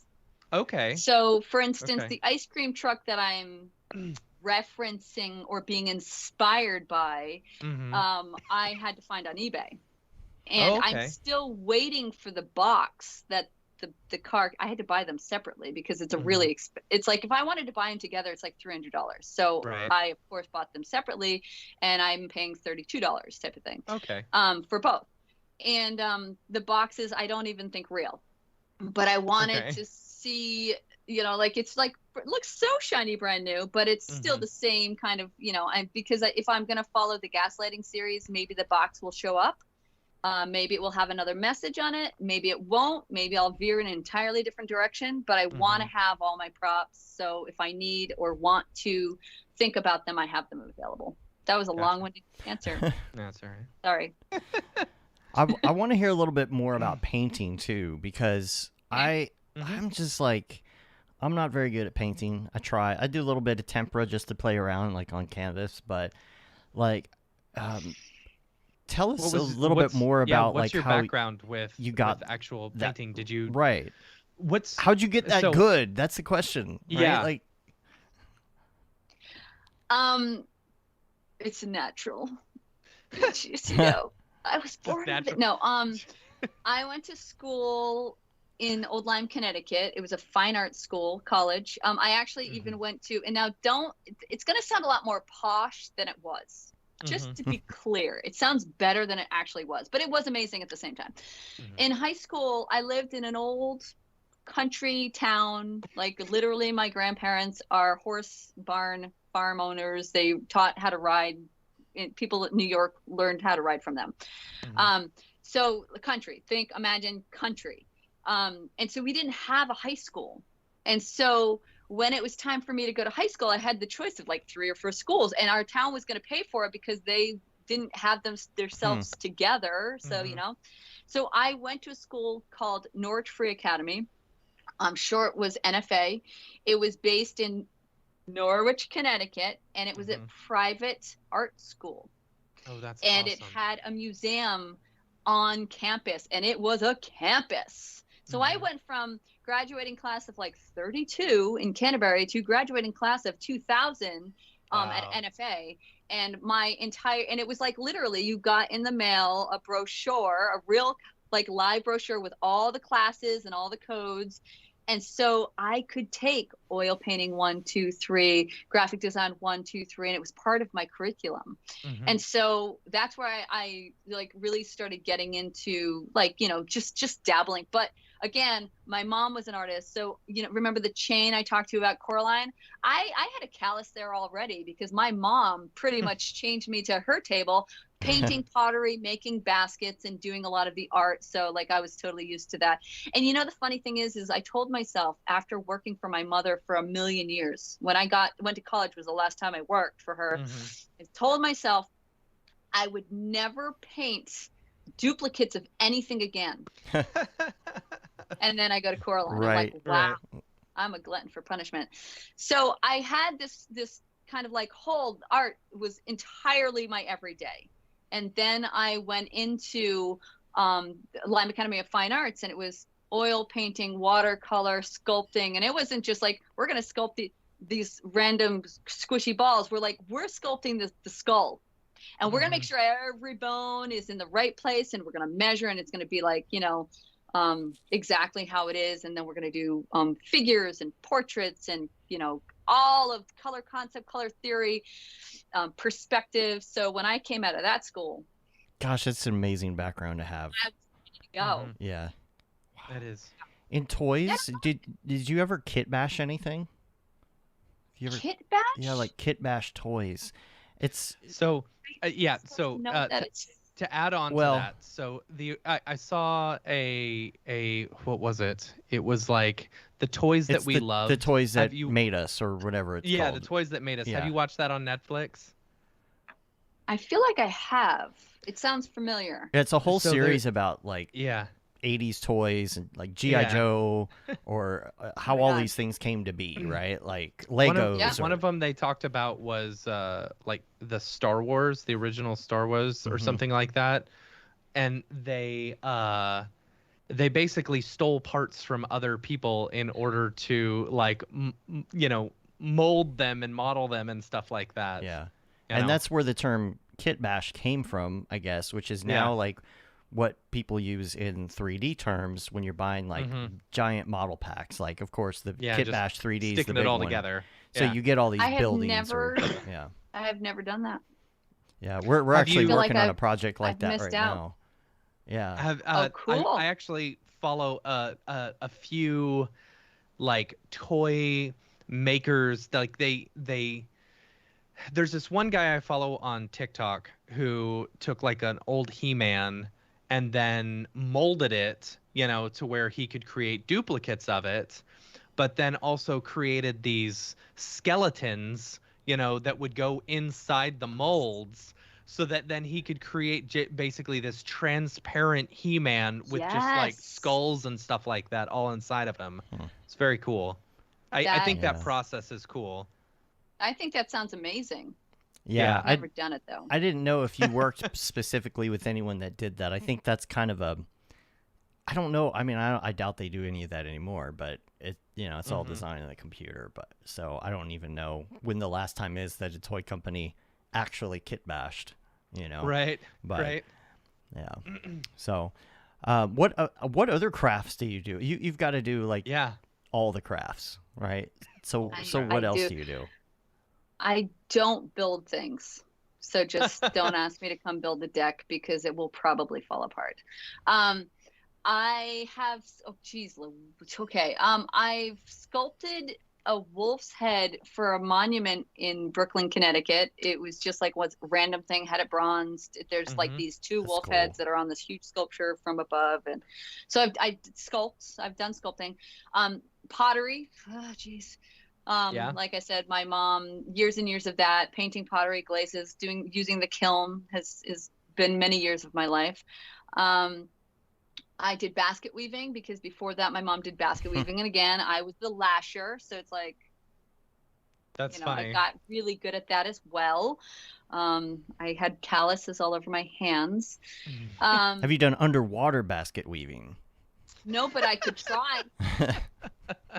I hear it's I'm- fun. You know what, my mom, speaking of water, she used to use natural dyes, and so we would go out collecting walnuts and chestnuts and all of these That's different cool. nuts that we would put in the bathtub, and she would do her thing, whatever that was. I was too young to know.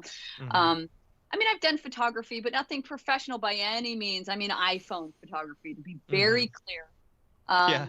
And the drawing, the painting, the watercolor. I like to do cartoon type or just my own thing. You ever do your own God. stop motion, or is it just like nope? No, and in fact, I will never Mhm. do it. Yeah. I tried that once with a character I made, and after 5 minutes, I was ready to burn down the set. And so I knew at that moment, I had such respect for animators after that. And I knew at the moment, I was like, this is not what I do. And that's okay. And that's the mantra I've been telling myself ever since. I don't do that. That's okay. I don't do that. That's okay. It's on so a tedious. normal day, how many animators are on set? How many sets are there going on all at once? A lot. Because it's time consuming to do all the work. Oh yeah, it's very you can do 30 seconds in months and months and months. It's not like 2 weeks and you have 30 seconds down. 2 weeks and they're like, I got a second of it's Right. like it's intense. Yeah. Ooh. We had like 35 animators, and this we built a new Wow. building because it was like one whole building with like ceilings that went to like the Mhm. moon, Mhm. and they were all full of sets. All of them were full of different sets, and you would have Gosh. little blinking red lights, and if that light was blinking, you do not go in that room or you Mhm. might die. Yeah. Yeah. Yeah. Yeah, lots. Did you ever see the animator who took an old Power Glove and changed it to where they could use the Nintendo Power Glove in order to go forward and backwards in frames and then, take pictures and stuff? It's very cool. Cool. I'll find the link and I'll send it to you. It's very Yes, cool. please. That sounds Yeah. amazing. Yeah. So how about we do a little Mograph recommends? Because I'm excited to hear Yes. what these answers are going to be here. Yes. I'm going to. Can I get you started, Matt, and run to the restroom because I am Yep. drinking a lot of energy drinks today. Yeah, you're good. Gotta Alright. keep them going. That's right. All right. We're gonna start out with your favorite movie. Mm-hmm. Okay, that was actually really one of the hardest questions to answer, believe it or Mm-hmm. not, because I love all movies. But then I was like, okay, so first I want to. It's complicated. Mm-hmm. Start there. The movie, it's First- complicated. Yeah, so see, give some time to go to the bathroom. By the time he Right. comes, I'm still going to talk about how complicated it is. Okay. It's complicated because I love the old Batman movies with Michael Okay. Keaton. Mm-hmm. I was totally into them, loved them. It was my age time. I was like, yes. Mm-hmm. I also love all those superhero movies. But Mhm. actually, when I thought more about it, there was one movie in particular that made me realize after seeing it for the third time at the movie theater that that's what I wanted to do. That Okay. I had changed so when I was a kid, I wanted to work for Disney, like every kid. Yeah. I wanted to be an animator because at that point I didn't know what that meant, right? The Mhm. frustration. So I wanted to be an animator. And then when I saw Toy Story Mm-hmm. at the movies, Mm-hmm. I was like, goosebumps again, by the way, because Yeah. I apparently like to make myself feel like, woo! And I was like, I mean, Jurassic Park was good too when I saw the movie for the first time because Yes. back then, Yeah. that I remember the day they announced Jurassic Park. I Mhm. was in high school. I was in a class that apparently we weren't doing anything because they were saying it over the intercom, and it was my senior year in high school, and I was like, oh my god! Yeah. And then I saw that 3 times at the theaters too. So I basically am not Mhm. giving you an answer. I'm just going to tell you all the movies I like. That's all right. I think it's Toy So Story. my 1-year-old, loves the Toy Story movies. Like absolutely loves the Toy Story movies. And They're it's good. really interesting seeing the evolution of 3D animation, watching all 4 of those movies back to back to back to back, And it's Yeah. like the first Toy Story movie, even though it's incredibly dated when, you look at it from the first one to the 4th one, it is still an incredible it holds movie. up. It does. Yeah. It holds It's up like that. so Wasn't well. that like the first real CG like Mhm. movie that came out, and we're all like, Yeah. And now we look at it and it's like, oh, I could build that. But then you look at part 4 and you're like, I couldn't build Yeah. that. I look at it and I go, I could paint that. Yeah. Yeah. Maybe I'll line up Toy Story, just paint Toy Story. Yeah. The what's funny is I saw a documentary or something on the making of like the Toy Story movies, and they had mentioned that when they were rendering the first one, that it took so many computers to render the first one, that if it had been one computer rendering it, it probably would have taken like 300 years to finish.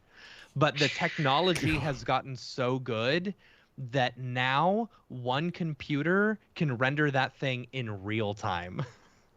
Wow. Yeah. In real Wow. time. Which It's is amazing crazy. how technology changes. Mm-hmm. And you see that with Unreal. Yeah. All that could probably Yeah. be real time in Unreal Engine. Gosh. Yeah. So So that cool. was favorite movie was Toy Story then, I'm guessing? Toy Story and Batman and Jurassic Park. Okay. Batman, I I saw a funny picture the other day. It said what a Batman movie would look like if Tim Burton directed it, And the person who posted that didn't realize that Tim Burton No did the way. first 2 Batman movies. Well, and we were just talking about it's the Michael Keaton Batmans that I like so much. yes. Right. Yes. I was going to ask. Have to Yeah. have to specify when Yeah. Right. if I that Not did, the but Val you were Kilmer being- ones. Yeah. Or George Clooney. Yeah. I have a friend who I used to work with. He's a writer, and we worked at a little editing place together, and he loves the Batman movies, and occasionally he will go on live on Facebook, and he will recite the entire Batman movie Oh man. from memory while it's on in the background. Oh my gosh. Like Wow. the cadence and everything. It's hilarious. People recite lines from movies. Movies I've seen a million times. They're like, you know what that's from, right? And I'm like, Yeah. no. Like, no. And the That's other funny. movie I want to mention, because I almost mentioned it as my movie, I think just because how epic and amazing it was for me as a woman, was Wonder Woman. Like Yeah. I was like watching it, like she and every superhero movie she's in, she's always like the badass of the team. She's like, Mm-hmm. Mm-hmm. and it's like, oh, Yeah. that one too. Yeah. So then Pretty good movie. let's go right into TV shows then. Mm-hmm. Okay, I'll put a Oh. third pair of glasses on just man. so I keep it interesting. Now I really don't know what show art to do. Here you go, Dave. I got your show art for you right here. Uh-oh. Now I'm Yes. oh yeah. Oh yes, I should have brought my shades. There you go. There you go. Hold That's on. the No, show gotta art. get the finger guns. The finger guns. I could do finger guns There for you go. both of y'all then. There we go. Show art created. There you go. And then I don't know what I'm going to be doing, but you know, Yeah. just sitting here You got like the I hat. usually do. Just sitting there. Take the hat off, Yep. then you'll look different. There you go. Just give you all a look. Like, what's up with the finger guns? Yeah. So TV show. That's What do you watch? What do you like to watch? Yeah. Oh my God. Well, I wrote it down because I knew I was gonna forget these things. Okay. You guys cannot disagree with me on this Okay. because it's that amazing of a show. Can I say this word on that?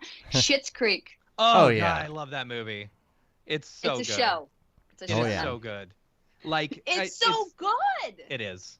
Like I went into it not expecting much because, you know, of the name, of course. Yeah. You know, and I feel like the riches to rags story has been told many times, you know. My But the God. fact is that like So this good. family is so like wholesome and loving, you know.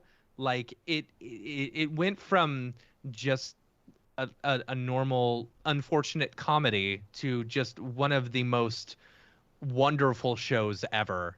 Absolutely. I mean, their characters, the mom, Mm-hmm. as the show went on, she just like took it to her own Uh-huh. level, and I would watch the show, and there's not many people out there that can make me laugh as hard as like my crazy time when I can't stop laughing and I can't breathe and I'm gonna die. Uh-huh. And she got me there where I would start laughing. My wife would look at me and be like, "Oh God!" And I'd be like, she'd have to pause the show, Uh-huh. Uh-huh. her mannerisms and the way she spoke to her daughter, and I was Uh-huh. like, it's a great show. The episode when they go and buy the car and she's pretending to be like she's like doing a character from her old show or something. Like I have never seen my wife laugh hard hard man. in my life as when She she's is watching that just- episode. It's so She good. is a bad eye, and Mm-hmm. she's that word. See, I haven't Yeah. seen every episode. I've seen some episodes, and I need to kind of like go Mhm. back and just because it's You it's should. spotty. Do. Yeah, Yeah. I want to watch it again. It's just so good. I know enough to know So you, good. David. You, David. Yeah, but It's such yeah, it's a good show. It's an excellent choice for favorite show. That's yeah, good. Favorite good. show. That's good. Mm-hmm. All right, now let's move over to music. Mm-hmm. Okay. And I think there's an extra specific question that I want to put in here because Mm-hmm. when you're doing tedious things like painting, Like painting faces. I imagine that maybe you might want to listen to something. So I'm very interested to Yeah. hear. And if that's the same thing that you listen to when you're not painting. Mm-hmm. I'm known to put a song on repeat Oh, really? per day. Really? Okay. I'm that kind of person. Okay. And the funny part about that is I still won't know the words. And I'll actually think of something different and I'll be singing it. And my son, who's 8, will be like, "Mom, that's not what they're saying. And I'd be like, Yeah. what? And then I'll know what the words are. I'll be like, wow, this song is all new to me again. So then I would put it on repeat again and simple it for another 3 days. I have go-tos, absolutely. I mean, I could give you I don't have a lot of artists I listen to because I kind of get sucked in. And again, I, really am dedicated and loyal to those people. Cranberries. Love the Cranberries. Big time Cranberry fan. Whitney Houston. Okay. Big time Whitney Houston fan. Radiohead. Yes. Big fan of Radiohead. And Dave then saw of Radiohead course, in Iceland. I did. Yeah. Yeah. I saw. You want to hear my Radiohead story? Totally. It's very quick. I swear to God. Yeah. Yes. Okay. Oh, I just gave the punchline again. But anyway, it's not important. So I was going to this concert, high school. I think it was my senior year in high school. Going to see, are you ready for it? Alanis Morissette. Very excited. And guess who opened for Alanis Morissette? Was it Radiohead? Heck yeah, it was Really? Radiohead. Wow. But at that point, I didn't even know who that was. That's and so insane. 1995, Alanis Morissette's huge. I'm like, let it run, run it. I'm like singing to it and jamming or whatever and getting so excited for her to start. And this group comes up and it's like they're singing and I was just like, creep. And I'm just like, what? Yeah. Yeah. And I was listening. I was like, wow, this is really good. But at the end of their set, you know what they said? They were like, oh, well, I guess they're just really excited to see Alanis. Like they didn't get what you would imagine for them to get. They was like, Alanis, like for you. And so when I went back to school, I was singing this. I didn't know. Again, remember, I don't know the words, so I was like, and I'm a creep. Yeah. I'm like trying to tell someone who is this artist? And one of my friends was like, that's Radiohead. And so that was the day I bought that album. And that ever since, I'm just a huge fan of them. 95, awesome. that was before OK Computer came out, because that was 96, I believe. Whatever. No. Right? Like, that was my, like, I had heard Creep or whatever, but the first CD I got was OK Computer. Not the very first CD I got, but the first Radiohead CD I got. Man, OK Computer, gosh. I just listened to that over and over in my Chevy Corsica. I'm not even gonna lie. Adele, her voice is amazing, and of course Lady Gaga. My kid and I, we sing to that all the time. Those are some powerhouses. So I gave a nice mix, couple men, couple women, but that's the music I listen to. Another interesting thing is, how they got tired of Creep because it was like the radio hit or whatever. I didn't. Like it's kind of like it's like the establishment, it's like radio picked up on that, and it's like the one that they don't like, so they stopped singing it. And when I was in Iceland, it was the first time they sang it at a concert in something crazy, like 11 years or something. Oh my God. Yeah. Why would they? I mean, didn't they have two versions, one with swears, one without? So they just keep going back and forth. It's it's enough different. Let's see what else we got. I've kind of hopped around, so I'm a little lost. This is related, though. Podcast.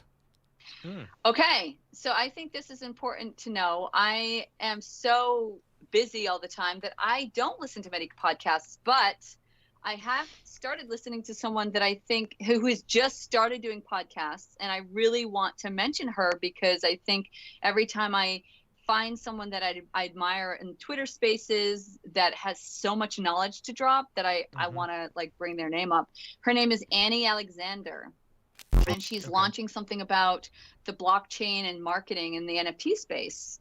And so she's very, very fresh and new, and she's been running some spaces. And when I sign into her spaces, she's just like so smart and so well-spoken. And so this is who I would recommend us all follow. Her first one she's had a couple like little teasers, but her first real one is coming out, I think tomorrow or sometime really soon. Okay. Awesome. Cool. And this is but you guys, of course, I mean, it says here, don't mention us. Okay. Yeah. Whoops. Where are we again? Which one are we? Here we are. Couldn't find my button. There we are. All right, let's see. Plug-in. Now, this should be interesting. It's not going to be interesting. No? You're going to laugh. and also be disappointed. Okay. Just to be Okay. clear. All right. Okay. So I was like, plugins. That's an interesting question. Plugins. And I'm Mhm. like trying to think, I don't really use many plugins, but I Mhm. do use one very Mhm. often lately. So I'm going to say it as my answer so you guys can like leave going, wow, it was really good at the beginning of the interview. And then it just kind of went downhill. My Chrome MetaMask wallet plugin. So when I'm on Okay. Chrome and I say I want to like purchase something and Mhm. click Mhm. that, the wallet pops up. If it's on Safari, it does nothing. That Yeah. is Right. my plugin because I don't use a lot of plugins. I do such a simple process through what I do that I'm sure I could make my life a heck of a lot easier if I used them. Mhm. I So don't have any. you mean there's not like a plugin that just automatically makes stop motion animations? You're not just Not using that I the Yeah, use. you don't hit the easy button. the easy button? It just But paints it when for you you. tell me what the easy button is, please. Mhm. I'm the plugin. I'm the plugin. Yeah. That's true. Yeah. Me. That's true. One of a kind.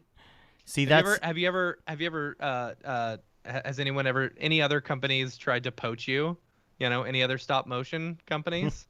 Yeah, I guess I can talk about it now. So when I was doing Paranorman, Mhm. I had Henry Selick was doing a stop motion that actually fell through, but Pixar was running it, which is why I was so interested in it. Wow. And it was I don't even know if I can talk about the name, but it was called Shadow Book. I think it was Okay. called Shadow Book, and it was based in San Francisco, and Pixar was funding it, and Henry Selick was doing the writing and also doing directing, and they called me in to be the head of paint. And I went and I talked and I looked, and then I decided I just didn't have a good feeling. I thought Yeah. everybody involved was awesome, and the space in San Francisco, man, come on. Yeah. I went because I was like looking, I was like asking and talking to people about it, and finally I got the call. And then when it was time to make a decision, I just saw Leica as the better bet at that point. Mhm. And now I am actually having conversations with Netflix on something that they're working on. So I might jump onto that, but it wouldn't be 3D printing. Surprisingly, it would be more like a matte painting, digital painting oh cool. Cool. gig. But What's I your- might do that. What's your favorite Leica movie? I really liked the Box Trolls, which I know a lot of people don't like. That's like not necessarily the best one for some, but I really like those little monsters. I really did. And Shu is like my favorite. He was like my little buddy. Mhm. But I would say that was my favorite. I could watch that over and over. There's some I Okay. couldn't. Are I there won't mention. do you ever do you ever like watch those movies or watch any stop motion ones and like you Critique. just sit and you analyze it? You're like, Oh look my at God, the pops there. Yeah. Oh gosh. Not even Oh the no. pops. I'll say this, and now when you watch it, you're gonna see it. Okay. So this is the curse of asking that question. Mhm. On Coraline, watch Coraline and look at the eyeballs. Because Okay. the eyeballs, they had to use an X-Acto knife to turn the eyeballs left, right, up, down. Mhm. And there are little dots right near the pupil of where the X-Acto knife was. And sometimes you got a bad, dirty eyeball. And it's like,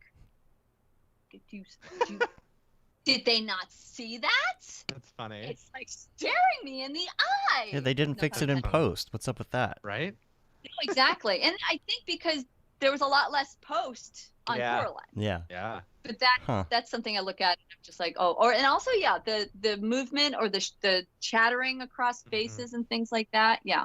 But usually I'm like, damn, look at that face. Yeah. I did that. Do you have a favorite? Is there outside of Leica? Do you have a favorite stop motion movie? No. I don't. I'm not even gonna lie. I'm not a big fan. I'm not a big fan of stop motion. I'm a big fan of Leica stop motion because Okay. the work is beautiful. I'm not gonna lie, and I'm probably gonna get a lot of thumbs down after I say this, but I tried to watch The Nightmare Before Christmas. I was gonna ask. I bought the fancy track. I was like, oh my God, I'm paying $30 and I'm buying this and I'm gonna it's gonna be, and I put it on after like 15 minutes. I was like, is this ever gonna get going? What about Wallace and again- Gromit though?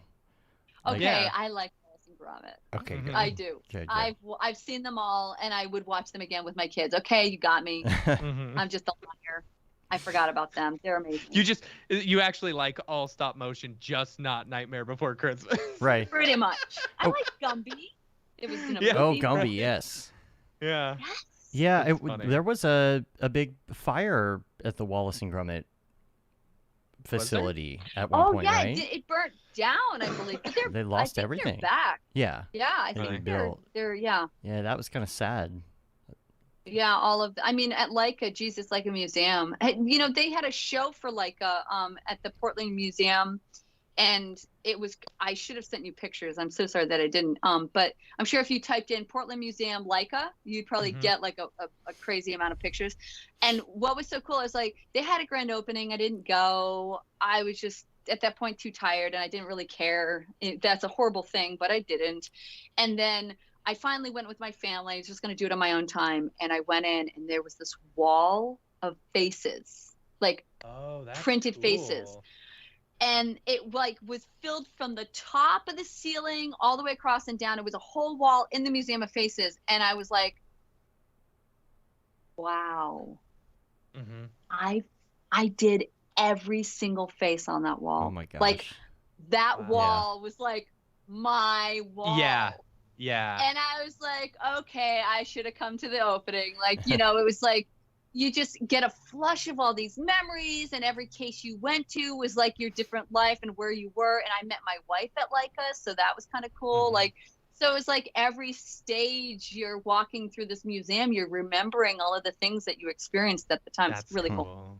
That's super cool. That's really cool. How It was awesome. How about Robot Chicken? I have friends who worked on Robot Chicken. Oh yeah. That's as far as it goes. Is that still going on? Is that still a thing? I think so. Yeah. Gosh, it's been I think around for a so. while then. Yeah. Wow. What did your wife so do at funny. Leica? Huh? What did your wife do at Leica? She When was y'all a met. puppet painter as well. Okay. Yeah. Cool. That's cool. Yep. All right. Slaving away. Yeah. Let's see. App. What is your muscle memory go-to app on your phone? I actually had a muscle memory app that went to my iPad, and it's Procreate. Mm-hmm. Oh, awesome. That is my app. And you know, I born and raised as a Photoshop user, right? Mm-hmm. When I started using Procreate, I was just like, okay, I had to use it for work, so it was like getting used to it. And you know, it's actually a lot easier to use than Photoshop because it is more just artist. Right. It's like, I'm not finding a weird term or picture. Like it's very basic, which is what's so lovely about it. And then I just started doing all my work and started really getting into it. And what's so cool is it has Photoshop layers that you can export. Right. Yes. So you can start with your pad and your pencil and just be like, so I am all iPad and MacBook that goes with me, like a portable laptop. I do not work on any other system. This is how I work. And so everything you've seen me do is all on this surface. And so I'll like grab my iPad, do my work, export it out into Photoshop, do my work, and so on. So at the beginning of this whole NFT thing, I was doing Procreate, do the whole image, and then I would animate all of it. So everything was in Procreate. That whole car is all Procreate. But then as I got to my third painting, I had just because that was my first time really animating. I was more on the art directing side or the concept and color and printing side. I was so new at animating it in this way, this motion graphics, that when I got to my third painting, I was like, oh, Procreate can't give me enough layers, or it can't it's not significant, you know. But it was a great introduction to animation. I would recommend it to anybody. Don't get like the snobs. Like if you want to start and you're intimidated, do this. Then, and once it wasn't enough, I went into Photoshop, and that gave me a little more. And now I'm like, oh, that's not enough. So now I'm into Adobe After Effects, crawling my way around that program. Why won't it play? That's because it doesn't have more than We've 2 been frames. asking that question for 20 years. Yeah. Like, what do you feel about how do you feel about the painting tools in Procreate compared to real life, like the painting, specifically the painting tools? Question.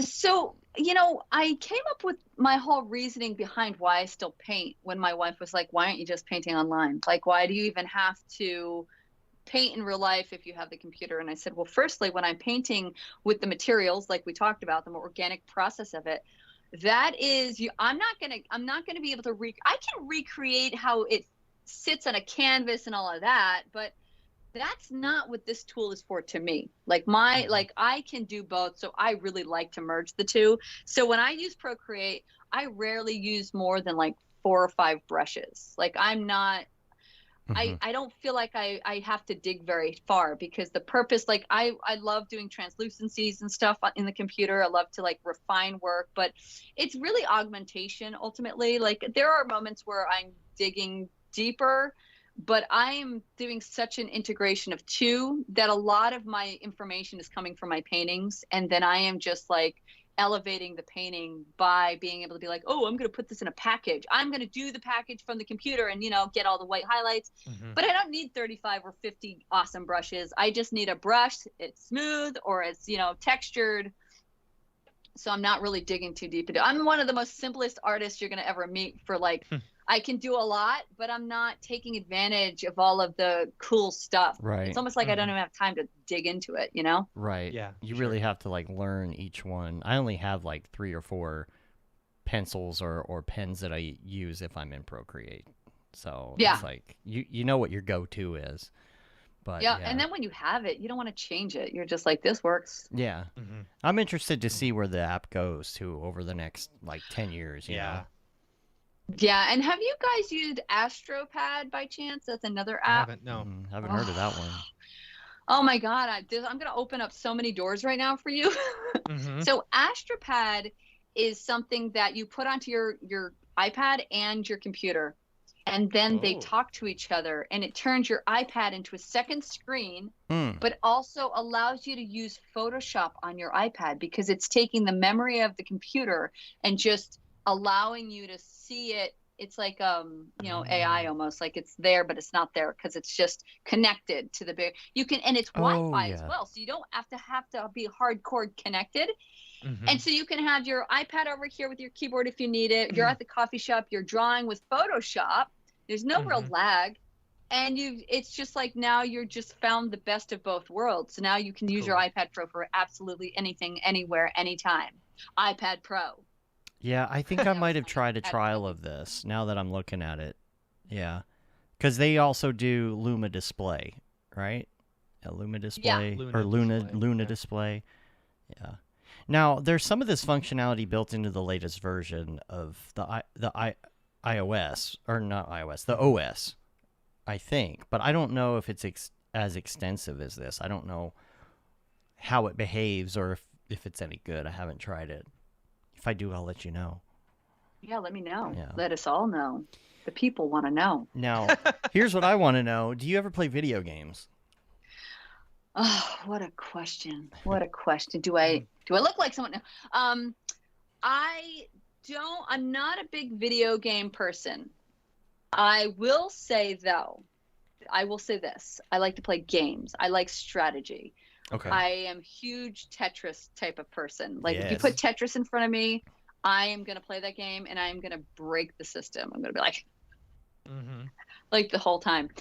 So those are kind of more my games. Games that make me think are my kind of games. Not that the video games don't make you think, but I mean, like, there's like a question. You have a choice. You can choose A or B. If you choose B, you go to C. But if you choose A, you go to D. And it's like, oh, and yeah, that kind of thing. What about Portal? I feel like Portal. The game Portal. Now, the only thing about Portal is you have to kind of be familiar with how you use like an Xbox controller, because you have to use the sticks, and some people are good at that, some people aren't. But I imagine I would be bad at it. It's very strategic because it builds its way up, but eventually the premise is you have 2 portal guns. One is blue and one is orange, and you can shoot one on the ceiling and then you can shoot one on the wall, and they go to each other. So if you walked through it, you'd come out the ceiling. Come out the other. But then it becomes extremely complicated. Like, how do you get to the wall up here and then bounce off of this thing and then go back? I would love that. probably become addicted to something like that. Yeah, it's a very fun game. And I think in part That 2, then sounds- you get like blue and orange like goo that you can like spray on things and like, Yeah.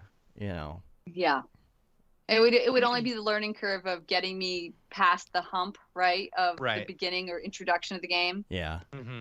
But if I had a friend to be like, hey, because I feel like that's sometimes the complicated part for me. It's like I get something new, and I'm not talking like earphones or like a new iPhone, because I'm like, oh God.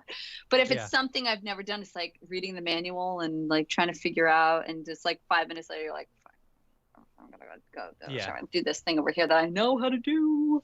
Mm-hmm. Yeah. That sounds fun though. Okay. This is the I'm hoping more glasses. Well, we already have our thumbnail for the show, so Oh my I don't have God, to worry they're anymore. so dirty.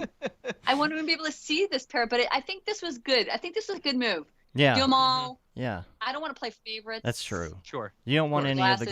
glasses being sad that they didn't don't- make the cut. Yeah. Yeah. Beautiful.